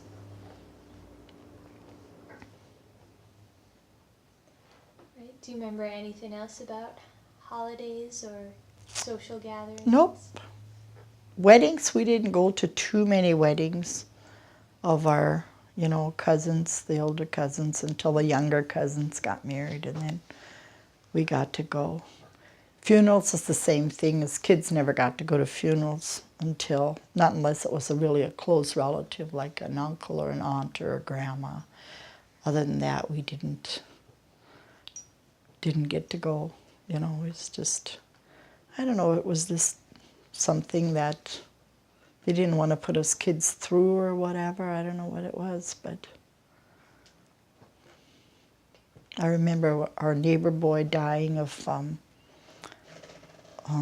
we had measles, I think, the German measles, and he passed away, and we wanted to go so bad, but then we all got sick, so then we couldn't go either, so we missed him, though. We just didn't get to see him and stuff. And back then, they brought him back to the home before burial. Instead of the funeral home, they were brought into the homes. But I never got to experience that with any of... I was old enough to, by the time my grandma and grandpa died, that they had him at the funeral home and at the church. But I can't ever remember, a funeral or anything when I was younger. Okay. Any other social gatherings, events? Nope. We didn't get to go to dances. Yeah. We just... In fact, I didn't go to dances till I was 18 years old. We just never wanted to go. My brother used to go, but he wouldn't take us with, because we weren't done with chores by the time he left. He was always raring to go by 6 o'clock. So we just stayed home. Yeah. And we didn't mind, I guess. Would you do other things for fun than at home? Not really. Sewed or just found something to do, I guess. Played with my brothers and sisters. I remember helping my dad build the house. When they built the last house, I had to help with a lot of the building and stuff. And after that is when I left to go to school and moved to Rugby. What other things did you have to help with around the house? Oh, we babysat, and when Mom and Dad left, we baked. We loved to bake when Mom wasn't around. We stirred up cookies and, like kids do, make fudge, and it was crazy things we did when Mom wasn't around. Did she ever get upset with you? She could always smell it when she come home. I mean, she always could. I could always, my kids did that when I would be gone, or we'd go out to my sister's, and she would come to town, and I would help out outside or work in the garden, and the girls were inside, and they would stir up fudge or something, and she'd come home and she said, "Oh, I smell you guys made fudge again," It was something that was just something that, most of the kids did back then. I mean, it was just, I don't know, it was just something, I suppose we used sugar and cocoa and cream, and we had it, the butter, and you just made fudge. And which wasn't too smart of an idea, because you could have burnt yourself. But, we did a lot of baking and stuff when Mom was gone. Now, did you make your own butter? Yes, we did. We churned it in a big... I did that at my grandma's. In fact, I inherited her big butter churn. That's the only thing I got from her. I made sure I got that. I made a lot of butter in that. Then we'd cool the cream, really chill it really good. And then it wouldn't take long if the cream was really chilled and it was a little thicker. And then we'd wash the butter in cold water and we'd salt it, and then we'd put it in a cake pan, and then she'd cut it into blocks. And then we would freeze it or put it in the fridge. But you never bought butter. You always made your own homemade butter. Were there other things you always made yourself? We made cheese. We would make sour milk, and then we'd take the curds and you added soda to that, and you just kind of let it get clear or whatever. You kind of fermented it, and then we put it in a frying pan and melted, and then you added eggs and butter and poured it into a pan, and you made your own cheese. It was good. Or porridge. We made what you call porridge. We made a lot of that when we were little. So that's another thing we did when Mom wasn't home. We'd make porridge, put syrup over it, and eat it. And that's what we grew up on when we were little babies. Porridge. It was just milk, and it had a flour thickening in it, and then you would add your syrup, and it was a creamy pudding-like stuff we ate. So that was called the poor man's pudding or whatever, I don't know. But we made it. For lunch at school, that's all we ever took was just peanut butter bread or syrup bread, because you didn't have any meats that you could take, otherwise it would spoil in your dinner pail. And we had a little syrup pail that we had our sandwiches in, and carried it to school. And of course, sometimes by the time you got there, you would twirl it around. You'd throw it at somebody, and you'd have a mixed-up sandwich for dinner, but we ate it. And I mean, we didn't starve. I mean, we ate that at noon and probably drank a glass of water with it. And in the wintertime, we would take like a jar of soup or something and then set it by the stove so it would get hot, or on top of the stove. Or put a baked potato in the ash box where it would be done by the time we ate noon lunch, and we'd eat it. And we didn't have hot lunch and stuff back then. So we didn't have a whole lot of fruit. Fruit was expensive back then too, so we baked our own cookies and cakes and stuff and took it. And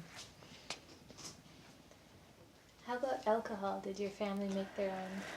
Dad made beer, but it was at certain names days. They celebrated name days back then. So whenever it was your name day, then they would brew their own beer and bottle it. I remember helping bottle it, but we never got to drink any of it. No, we didn't. We didn't dare. It was in a big crock and ferment it, and then they'd bottle it so it'd be ready for the day that they needed it. And I remember all of us kids would have to go to bed, and Mom would call me at a certain time to help her make sandwiches, and she had made all these salads and stuff during the daytime when we carried it out to the granary where it was cold, because it was Dad's was in the fall of the year and latter part of October, so we always had one fresh snowfall by then. And come about 12 o'clock, she would call me, and then I'd get up and help her make sandwiches and serve the food. They would dance until 3 and 4 in the morning. It was horrible. But us kids would just stay in the bedroom. There was no potty time, no nothing. I mean, we just stayed in there. We obeyed. We didn't come out. You weren't allowed to celebrate names days? No, us kids, no.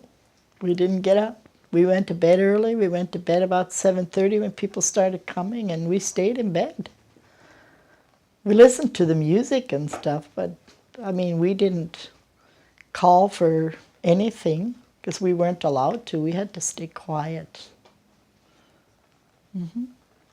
So did you celebrate names days instead of birthdays? Or Yeah, they did.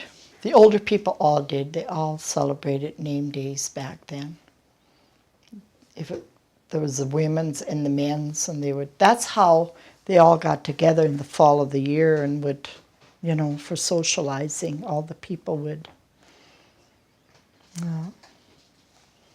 And somebody brought the accordion, and they would dance all night long and go home and sleep off next day and go back the next night to the next house and celebrate.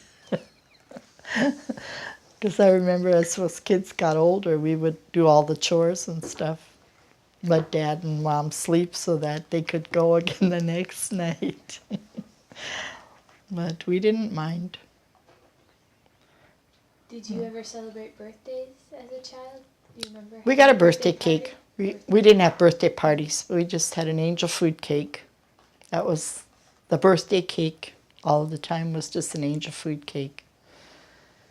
And then once in a while we got candles put on it and ice cream maybe if, they had gone to town that day or something. Did you ever make your own ice cream? Yep, we made ice cream in the wintertime, yep, when it was...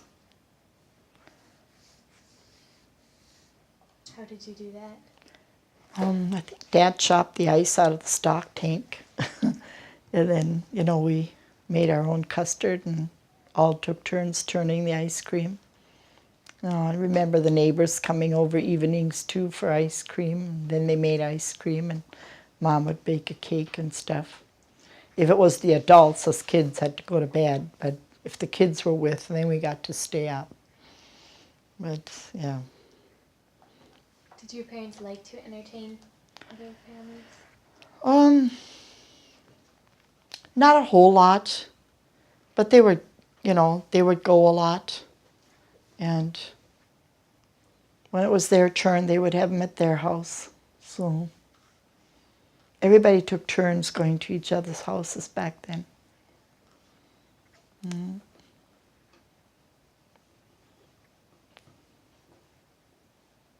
Remember anything else about names days or other neighbor celebrations? Nope. Other than that, we just we'd go to the neighbors for company once in a while, but not a whole lot. If we did, just the parents went, just the adults went. Or as kids would walk to the neighbors, on Sunday afternoon or when we didn't have anything to do, but not during the week. I mean, we had our chores and stuff we had to do during the week, so. There was times we would complain. Dad wouldn't let us have the car, and he said, God gave you 2 feet. So, I mean, and the neighbors just lived maybe a half a mile or a mile away, but if it was hot outside, we didn't want to walk, so we just hung around the shade and played marbles maybe or something, or some other games or something. Did you ever go swimming when it was hot? No.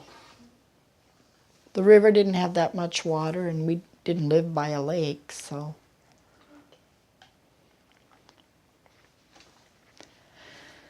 I still can't swim. I'm still a rock. Well, you said you often did all the chores for your parents so that they could go out and have fun. Can you tell me what you were responsible for doing? We had to milk the cows, and we had to feed the calves and separate the milk, take care of the cream and the milk, and feed the pigs. My dad raised a lot of hogs, so we had to carry water or pump water for them and gather the eggs, feed the chickens, just take care of all the farm chores, and then after that we just got to do whatever we wanted to then after. And then usually my sister and I, we would make supper and we'd eat, and we'd be done by the time they'd come home. They were kind of proud of us, but, they never really admitted it. Oh, see, you had chores done, so. But that was just our way of, we knew that we had to do them anyhow, even if they'd have been home, so we just went ahead and did them. Because I always got stuck milking more cows, because my sister only milked 2. And we had a whole barn of cows that we milked, so I mean, it was usually 5, 6, 7 that I had to milk, and my older brother and the other younger brother below her, we milked more, but we got, I think it made us proud too that we had the chores all done when they come home, because we hurried like crazy to get them all done. So it was just, something that we did. I knew we had to do. What sorts of inside chores did you have? We washed dishes, helped with supper, set the table, and helped serve it. And so then wash the dishes after we were done, put them away. How about laundry? Yep, I washed a lot of laundry, and we washed by hand. I know when we washed like diapers. There was diapers back then. We didn't have like disposable diapers. I washed a lot of clothes. Got my hair caught in the wringer one time. I was just little. I was standing on a stool, reaching down, and getting clothes, putting them through the wringer. And the clothes caught my hair and got them in the wringer. But I was lucky that it didn't, tear a whole bunch of my hair out. So after that, I was a little more careful. But we didn't have an electric one either. I always had to start the motor on the machine. So then we wring it out into cold water, and then we'd rinse it and wring it back, and then we'd have to take them out and hang them all on the line and stuff. So sometimes we had to scrub them by a scrub board. If we didn't have too many, then we scrubbed them on a scrub board, because we had to heat all our water. We had a pump in the house, but we had to carry all the water out. So we had running water. We run it out, we run it in. But other than that, I learned to wash clothes at a very young age. Mm-hmm. Did you make your own soap for washing? My mom didn't. Grandma did. Grandma made a lot of her own soap. I can't quite remember how she made it, but I know she used lard, and she used tallow, and she used lye, and she put some kind of a perfume or something in it to make it smell or whatever. And in fact, my kids made it in school, but I never made it myself. And then she would cut it into blocks. And I remember when we'd wash clothes, when I stayed at Grandma's, then she'd give Mom some too. We would melt it, put it in water and set it on the stove, and then it would melt. That's when we would put it in the washing machine, because you threw a whole block in, it would take quite a while for it to soap up. It would soap up faster. But it always got the clothes nice and clean because it had the lye in it and the stuff. So it was pretty risky to make it so that lye could burn your hands or your eyes. That's why Mom never made it. And you'd have to use a big crock because it would just like boil in it or something when you'd put the lye in it to break down the fats. Oh. But I don't ever think Mom ever made it. Didn't ever see her make it. Okay. Yep. So you had to heat all the water for laundry. I suppose for baths too? Mm-hmm. Took baths once a week. In a big long tub that we had. Always on Saturdays. Polished all the shoes. Got them ready for church. Oh. Sunday mornings we got our hair curled with an iron that Mom laid on the stove, with called the curling iron or something. I don't know what it was, but I remember if you didn't sit still, it burnt your scalp.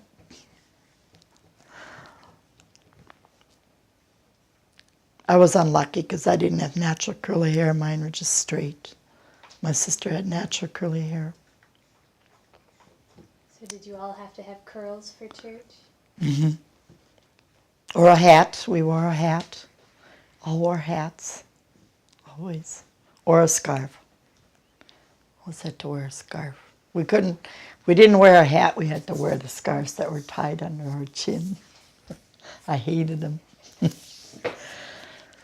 Can you tell me about church when you were growing up? We always had to make sure we got to church on Sundays. We always went as a family. Sometimes Mom would end up staying home if one of the little kids wasn't, you know. And but we never, ever, ever missed church. In the wintertime, we'd go by sleigh. Mom would stay home with the kids. And Dad and us older kids would all bundle up. And 40 below, we'd drive to church. And it was 7.5 miles. And there was one, some relatives or something that lived by the church, and that's where we tied up our horses then, by the sleigh, and then feed them until church was over with, and then we'd go over and visit until before we went home from church, because we always brought them milk and cream and eggs and stuff, and then we'd bundle up again and drive home. It was fun. Well, we half froze, but it was fun. But we never missed church on Sundays, not unless it stormed really bad.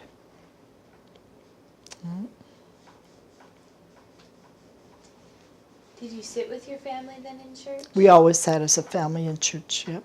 We always had to. What were some of the religious activities that you took part in when you were growing up? In the summertime, we had 2 weeks of summer school. We had to go to, and that's when we made our first communion and were confirmed. Can you tell me about confirmation and Well, first communion? we kind of, I was in second grade when I made my first communion. And like I said, we went for 2 weeks, and we kind of had to know the whole book of what we were given to study. And then we didn't get confirmed until we were in 5th grade. We had to be at least 10 or 12 years old, 5th and 6th grade. And we went back, well, every summer in the spring of the year, we went back and went to school for 2 weeks. That was our summer school, because we didn't go to the private school. We also had a parochial school in town. Those kids didn't have to go then. It was just us farm kids that would go. And then it was just one priest, Father Zimmerman, would teach all of us from grades 1 through 8. So it was fun. And we'd take a sack lunch with. We'd go there in the morning and we'd stay there all day for 2 weeks. And then sometimes he'd send us uptown to mail letters and stuff, and then he'd give us a nickel or something. We'd buy an ice cream cone. The priest did, when we were waiting for Dad to come and pick us up. But other than that, we just kind of, always, and they were celebrated. I mean, we celebrated, and when it was our first communion and confirmation, we just kind of had a little family celebration of our own at home. And we had to wear white and wear veils, and so.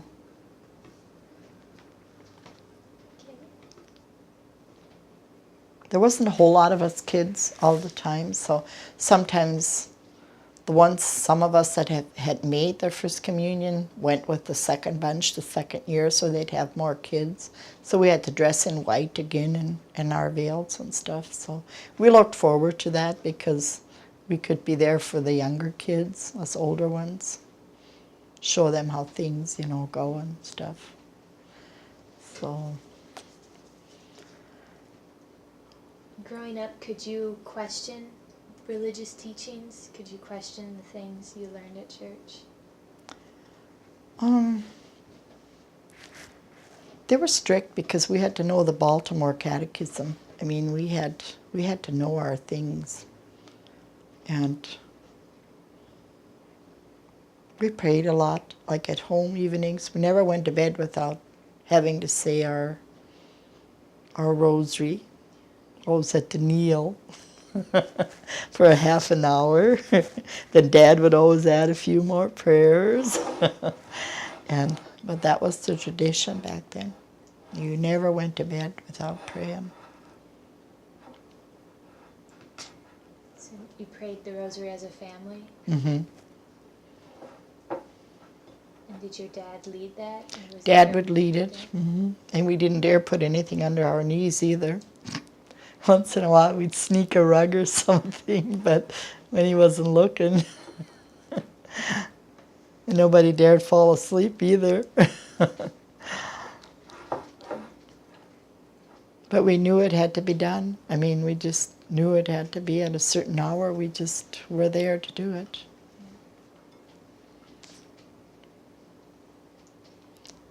Was there ever anything in German, like German language in the church at all? The sermons were all in German back then. Father Zimmerman had all the sermons were in German back then, and we just sat through them. I mean, sometimes we understood them, sometimes, and the masses were in Latin. So we just had a book that we followed by. I mean, we just followed. We answered in Latin, and so that's why it would be really hard for me to go back to Latin now, being we know the English. Once we learn the English, because I know everything by heart now, and we'd have to go back to Latin again. It would be really, really hard. But yeah, we answered all the prayers in Latin, and Father would give the sermon in German, and us kids would understand it because we were German, but some of the younger kids wouldn't. So, yeah. Did you keep a Bible in your home? Yep, we had a Bible.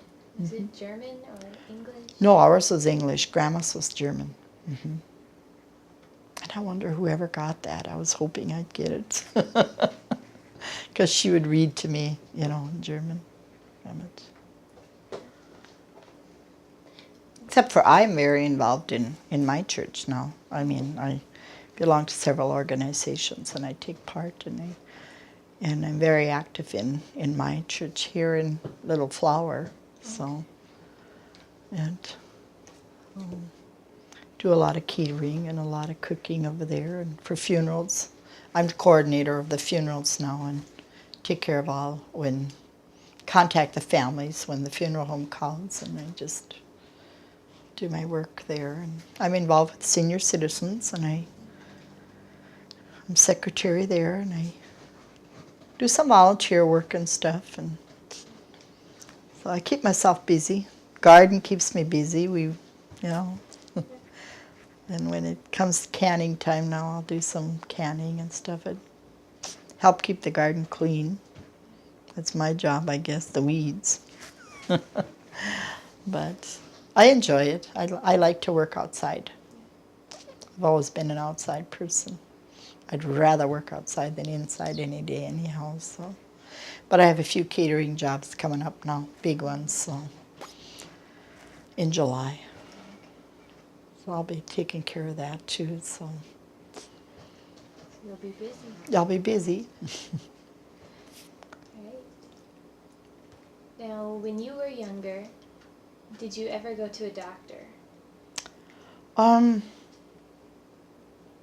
Only remember going once, and I did not like that doctor. He was very rough. I remember going to him. We were treated at home, like if we had really bad colds or coughs or earache or toothache or whatever, we were treated at home because we lived so far from Rugby and there was no doctor close by. Minot was the next closest, and that was like 65 miles away. And we were treated at home. They had their remedies that they used, the old timers. Do you remember any of them? There was something they mixed up with honey. I know when you had the cough really bad or sore throat, it was honey and butter and hot milk. And then there was a cough syrup they made with honey too that you had. And when you had earache, you just put on the hot water bottle, I suppose, and they put in oil drops into your ears or something that they had. But other than that, I don't remember ever going to a dentist to have a tooth pulled until we were older. How about an eye doctor? Nope, we never. Seemed like we all had good vision until we got older. I haven't had, well, I've had my glasses maybe now 15 years. That's about it. So. Okay, then. When you got a little older, in your teenage years, what kinds of pastimes did you take part in then? As a teenager, not a whole lot. We, like I said, there wasn't a whole lot of public dances around in Karlsruhe and we didn't get to drive car. We only had one family car, and us kids didn't get to take the car. So, and the neighbor kids, there wasn't hardly any, or else we didn't trust going with them. And so we just stayed home. Like I said, I was 18 when I first started going to dances. So. Were you in any clubs or anything? Nope, nothing. Nope, they didn't have any. And if they did, we just didn't know about them, I suppose. We were just never introduced to any of that stuff. Not even through the school, through your high school or anything? Nope. Well, being I went to the private school, we just never. I sang in the choir there and stuff, but nothing. Played basketball one year, but not. I think I didn't play because the doctor thought when we got our physicals that I had a heart murmur. I wasn't supposed to play, but I don't know, if it was really, that's what they saw or what it was, but he wouldn't let me play after that, so.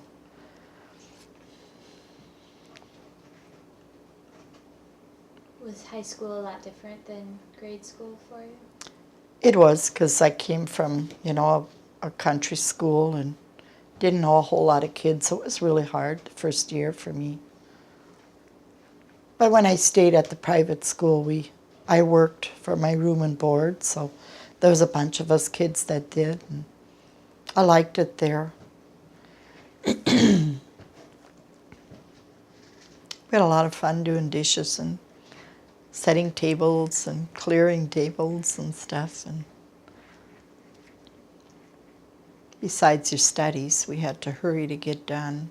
We never got to mingle with a lot of the other kids, but I guess that's just was our priority. We either had to work and to earn some of our tuition or, mingle with the other kids and pay a full tuition. My parents couldn't afford it, so I had to work. There's quite a few of us that worked. In fact, a lot of the kids worked for their tuition. Some of the boys, they helped out the farm. They had a little farm by their school, so they milked cows and they had chickens and stuff. Some of the boys helped the farmer that took care of everything, milk the cows and feed the chickens, gather the eggs and stuff. We had to take care of it when they brought it in, so it was nothing new to me. I came from a farm, so it was tougher for some of the kids that came from town. They didn't know what to do with the stuff. So us farm girls always had to do that. What I hated was to wash the separator. I always got stuck washing the separator. All those little discs in the bowl. Because they were numbered and they all had to be put back together. number by number. So I always got stuck washing that. I didn't like that. But other than that, I really enjoyed going to school, a private school. What classes did you have? We had our regular high school classes, and I took French one year. But other than that, they were the same classes as you would at a regular public school. We had to have our main. They weren't quite as strict back then as they are now, but I mean, we had to have our maths and our social studies and our typing, I remember, and music. Now, how was the school set up? Was each grade separate? No, we had juniors and seniors combined sometimes. The classes, depends on what class you were in. The girls, all the girls slept in one dorm, anywhere from first grade on up to high school. We all slept in the same dorm. We helped take care of the littler ones that stayed there. And the boys, all the boys, except for, I think it was juniors and seniors in high school, had their own dormitory, but the rest had to stay with the younger ones because a lot of people's kids came to school there and they just stayed there for the whole week. My last 2 years of high school. So, and then at the end of the year, then a bunch of us girls would stay and help clean the whole academy so that it was clean when school started again. So then we had fun then because the nuns would make us special meals and we had little picnics after the end of the day and we got to do some things, but we couldn't leave the grounds because we had to stay at the grounds. We didn't, because there was some girls that would get into trouble. So we never got to leave the grounds. And when we had dances or parties or school parties, the girls would all be escorted and the boys would be escorted.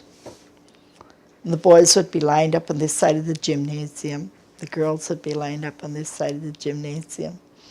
Then when the music started, the girl from up here met with this boy down here and they danced and that's how you could only dance with the same guy, maybe 1 or 2 dances and that was it. You had to go back and sit in your spot. So there was no boyfriends, girlfriends allowed at the school. So they were pretty strict at school. But I guess we didn't mind. But a few of the couples that got married, start going with each other after graduation, got married, but they're still together and stuff. So it'll be fun just to go back and see them all again when we have our reunion.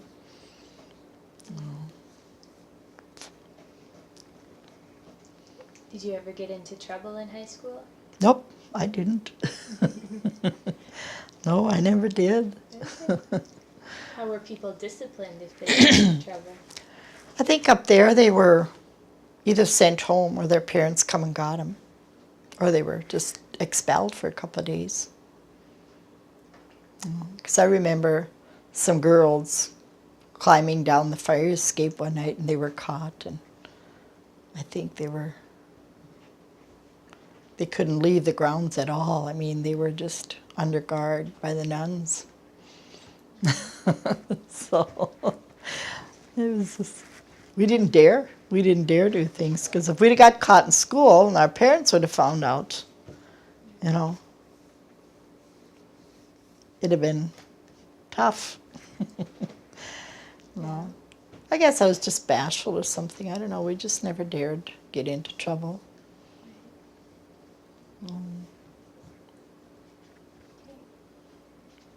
What is your happiest memory from high school? graduation. No, I don't know. It was just, I didn't mind, you know. We had a good class. We had really nice girls and really nice guys in our class, so we all got along really good. So I enjoyed going to school there. Tough rules, but we had to obey them and stuff. So. Did you get along well with your teachers? Mhm. The nuns, right? We had nuns and a priest. Yep.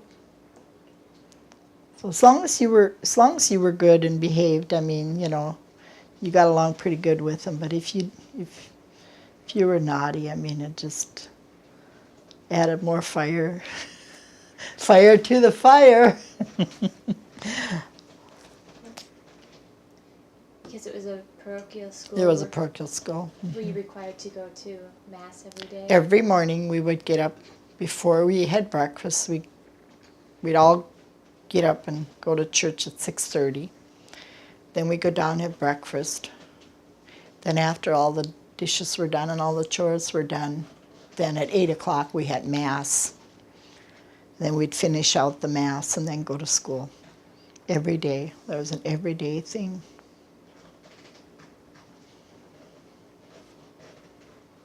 How often did you get to see your parents while you were On weekends. every weekend?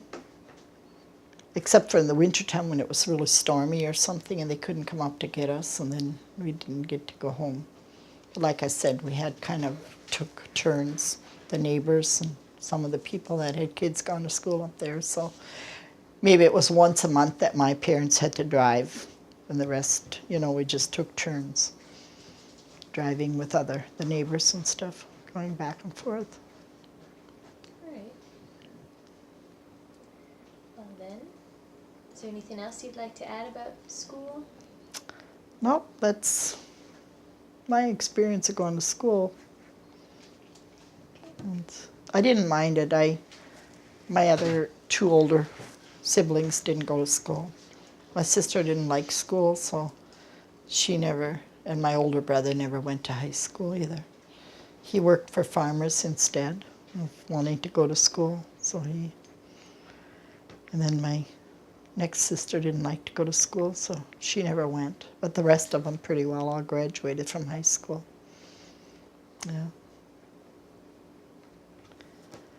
That's about all I know about schooling. Okay.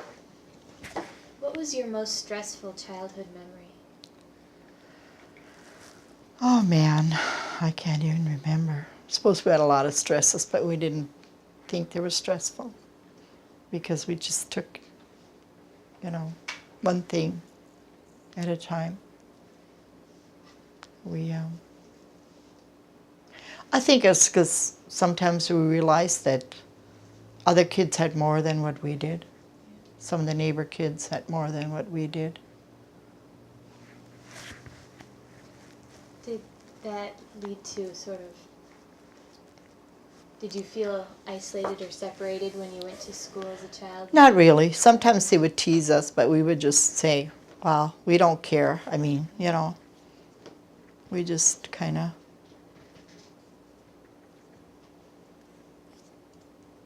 knew that we didn't have, you know, what they had, and we just were satisfied. So as long as we had clothes to wear and a bed to sleep in and a family, I mean, we were happy, I guess. Well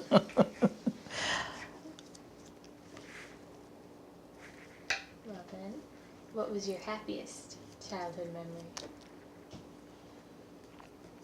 I think when Mom would bring home a little baby, and it was always the happy times. And, you know, I got to go along when they baptized or whatever. What were baptisms like? Mom sometimes wouldn't go. She would stay home and fix a meal because, you know, you always kind of had company or something. Well, I know when I got older, I got to go along and hold the baby on the way over, and then you would just pick anybody as godparents. I mean, you didn't really there was no telephones or anything, so you picked up a godmother here along the way, or a godfather there along the way, or you got to town, you just went and asked people to be your sponsors or whatever, and people never turned you down. You know, they were just always really good about it, because babies were baptized shortly after they were brought home back then. I only remember one brother, and that was the year that there was so much snow in the 50s, and National Guard or the Army had to come out and open up all the roads because everybody was stormed in. And then I got to go with, I think it was my brother Robert. And when we drove, I mean, there was 8, 10-foot high snowbanks all along the road, all the way to town. So I remember sitting in the back seat with him, holding him. And remember, we stopped at one neighbor and picked up the godfather, and then we got to town, and we ran across the street and picked up the clerk from the grocery store. She was his godmother. So, you know, and then we baptized him and brought him home again. But he was, I think, 3, 4 months old already until we could get him. He was born in January, I think, and he was baptized in April. Because you didn't dare put him in a sleigh and take him over. He froze.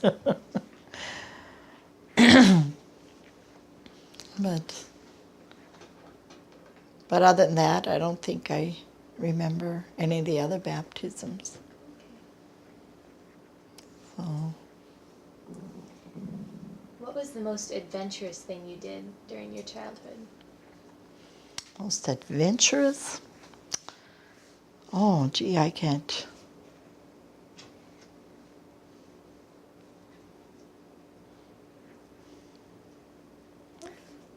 I don't know, just walk along the river, and we were afraid of the beaver dams. My brothers would walk across, and my sister and I'd be chicken. I wouldn't do it because I was so doggone scared that I'd fall into this much water and drown.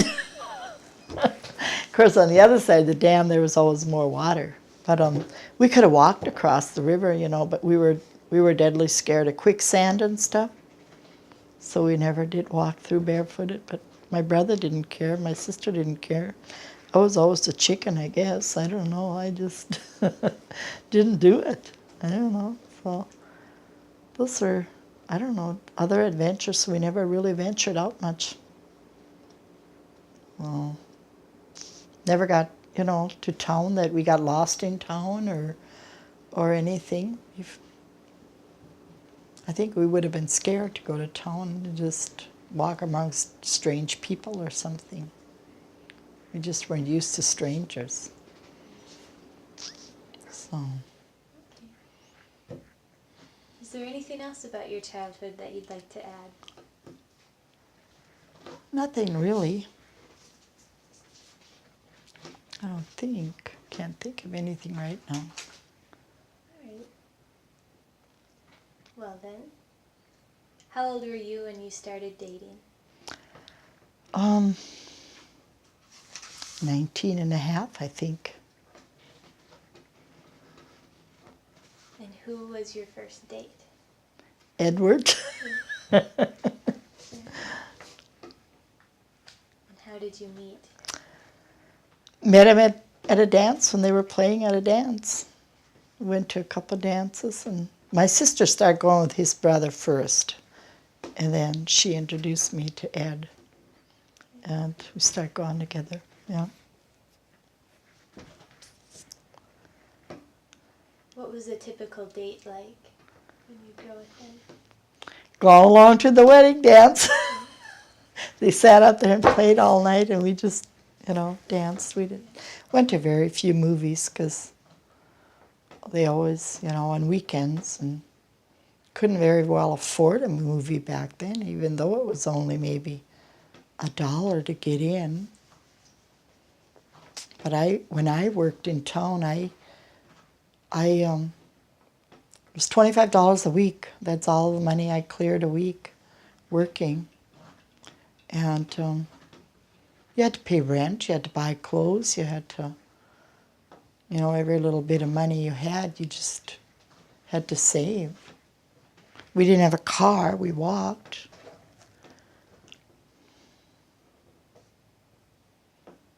So we had one girlfriend, she had a car. Her folks had given her a car. So we'd all pile into this car and go to dances. And we couldn't afford to get into a public dance because we couldn't afford the dollar.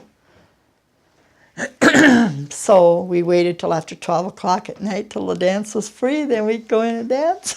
Other than that, we just stood around outside and waited to get in. Had fun.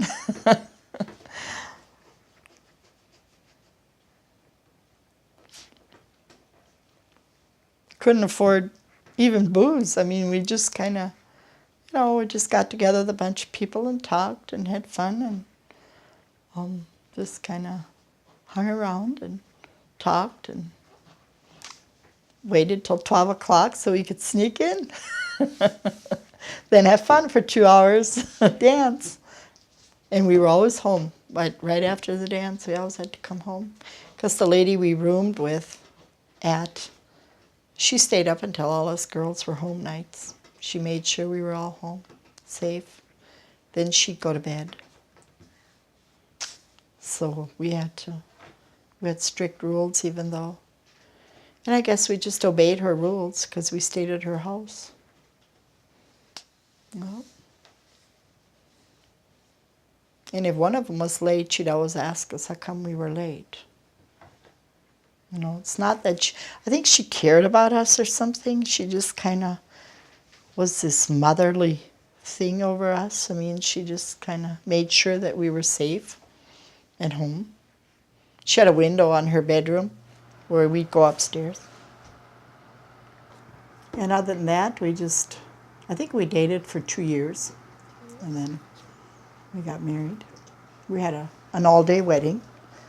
We had got married at 10 in the morning. Then we had a noon meal. Then we danced from 1:30 until 5, and then we stopped for supper, and then we danced again until 2 o'clock.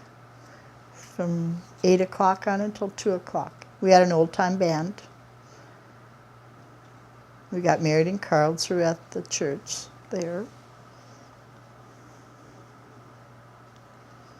Did you do any special dances or anything? It was just all old-time music and stuff, so we had an old-time band that played for our wedding.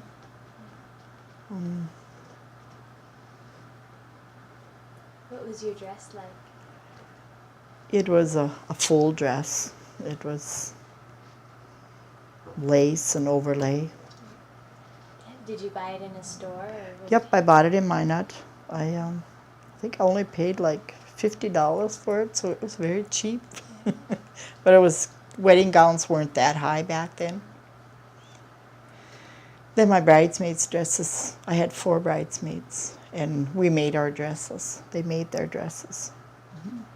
Were they all the same? They were all the same. They were short dresses. They weren't long. They were just an ordinary dress back then. They wore a little veil on their head. And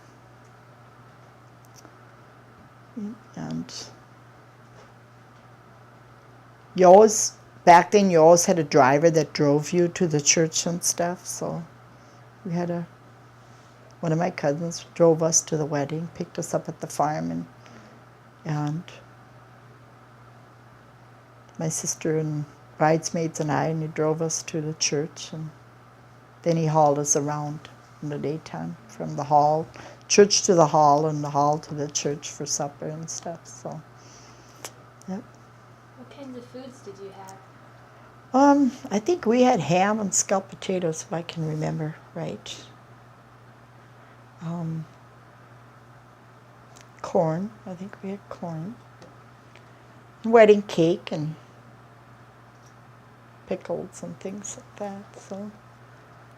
We didn't go all out with, like, some weddings had soup. They started out with soup, and then they had chicken, fried chicken, and mashed potatoes and gravy and all that stuff. I don't think we had that. So we were more simple. We didn't have that huge of a wedding. I mean, it was just uncles and aunts and a few friends.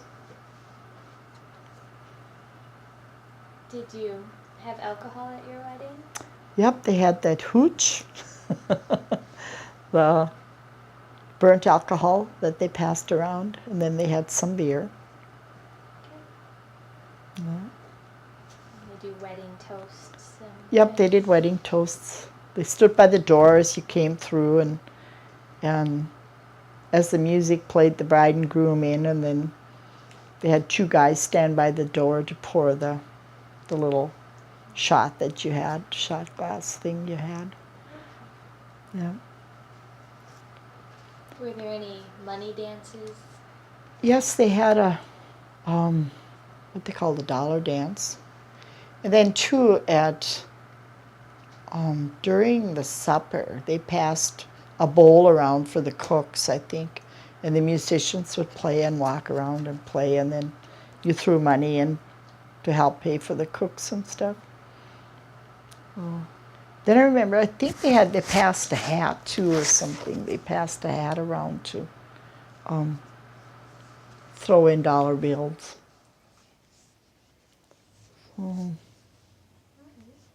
To help pay for the band and stuff.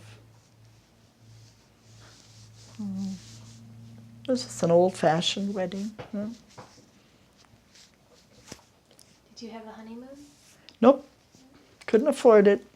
In fact, I had to go back to work the next day, and so did he. He had to go back to work. Didn't get any time off to work back then. Still haven't gone on a honeymoon. Maybe on our 50th, because he doesn't like to travel, so I doubt if we'll ever go anywhere. I'd like to go on a cruise to Alaska, but I have gone on several trips with my kids. But Ed's just a homebody. He just likes to be home. He doesn't like to travel. I've been to California, I've been to Colorado, and I've been to Minnesota, and I've been to several, Iowa a couple of times. He did go down for the wedding, but that's about the only time. Can't get him to go on the road. He doesn't like the heavy traffic. Oh. He'll drive to Fargo. That's far enough, he says, or to Bismarck. But other than that, no, he doesn't like to travel. So we're not travelers. I'd love to, but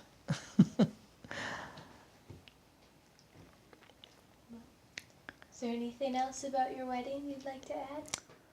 nope, we just came back to Rugby and lived in a little house along an alley somewhere because there was no housing at all at that time back here in Rugby. And then after we had our first baby, and then we lived in there. Then our second one came, and we had a little bit of a bigger house. And then we bought the house next door to us over here. And then this lot also went with the house that we had bought. So then we built this home about 35 years ago.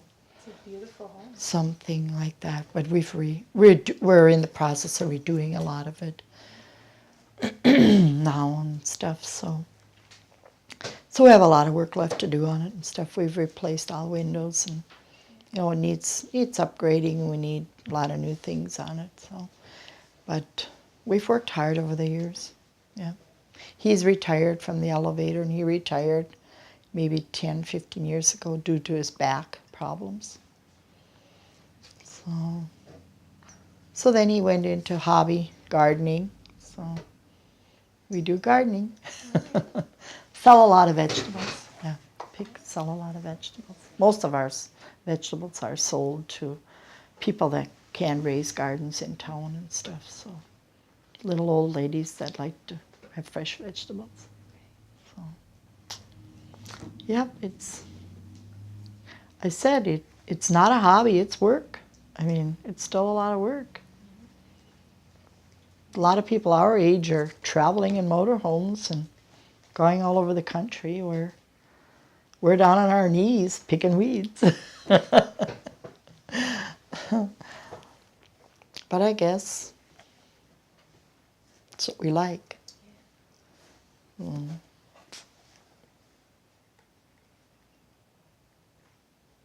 I'm not looking forward to a whole lot of canning. The girls said they're going to come home and help this year. So they promised. Told them, I said, I'm going to cut back. Because every year it's like 200 quarts of pickles and a lot of fruits. The peaches are, or the fruit's really good, and I do a lot of fruit canning too for my kids and stuff. So I still do a lot of canning for them. They just don't seem to have the time. I mean, they're working and they don't have the facilities to do it, and so I just do it for them. I don't know. I guess I get rewarded for it. And I enjoy doing it. If I wouldn't enjoy doing it, I wouldn't be doing it. But I guess I enjoy doing it. So, Well, that's important. yeah. I make a lot of jams too and stuff. Haven't started yet this year, but eventually, now down the road, I will here. Our son's coming home from Iowa, I think the 5th of July, so I've spent some time with them and stuff. So, yeah. Go to Bismarck a couple of days, and then they'll come home here. So, yeah. That's about it for me. Well, why do you think it's important to tell your life story? Well, I've never kept a diary or history or anything, which person really should. I just talked to a lady the other day. She writes a diary every day, and that's what her mom did. And now she looks back, and she said it's really, really nice thing a person should do as you grow older, and from way little on. And I've never done that. I've just never had the time to do it. I mean, I'm just too busy to do it. So.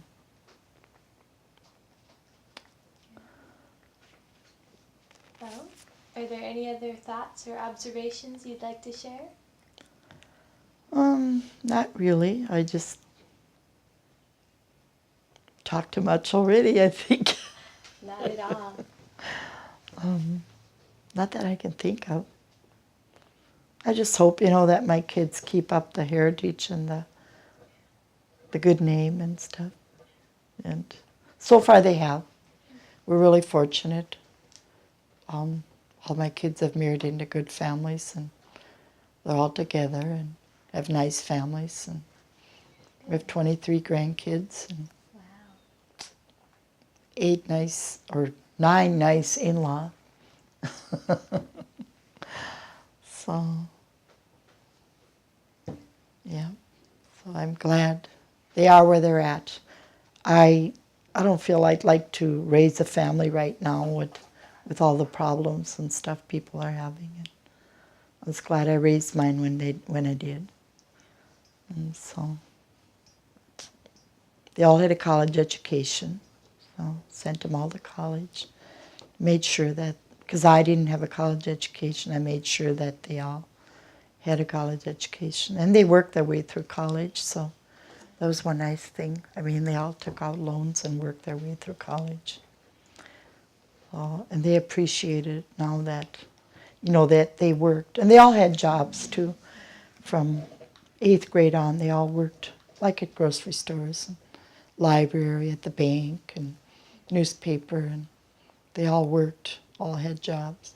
The boys mowed lawns. And, it just kind of brought them up that they were self-supporting and they had a lot of responsibilities of their own. If they wanted something, they worked for it and raised the money for it. So, yeah. Because they knew, we just, with a large family, you couldn't afford a whole lot.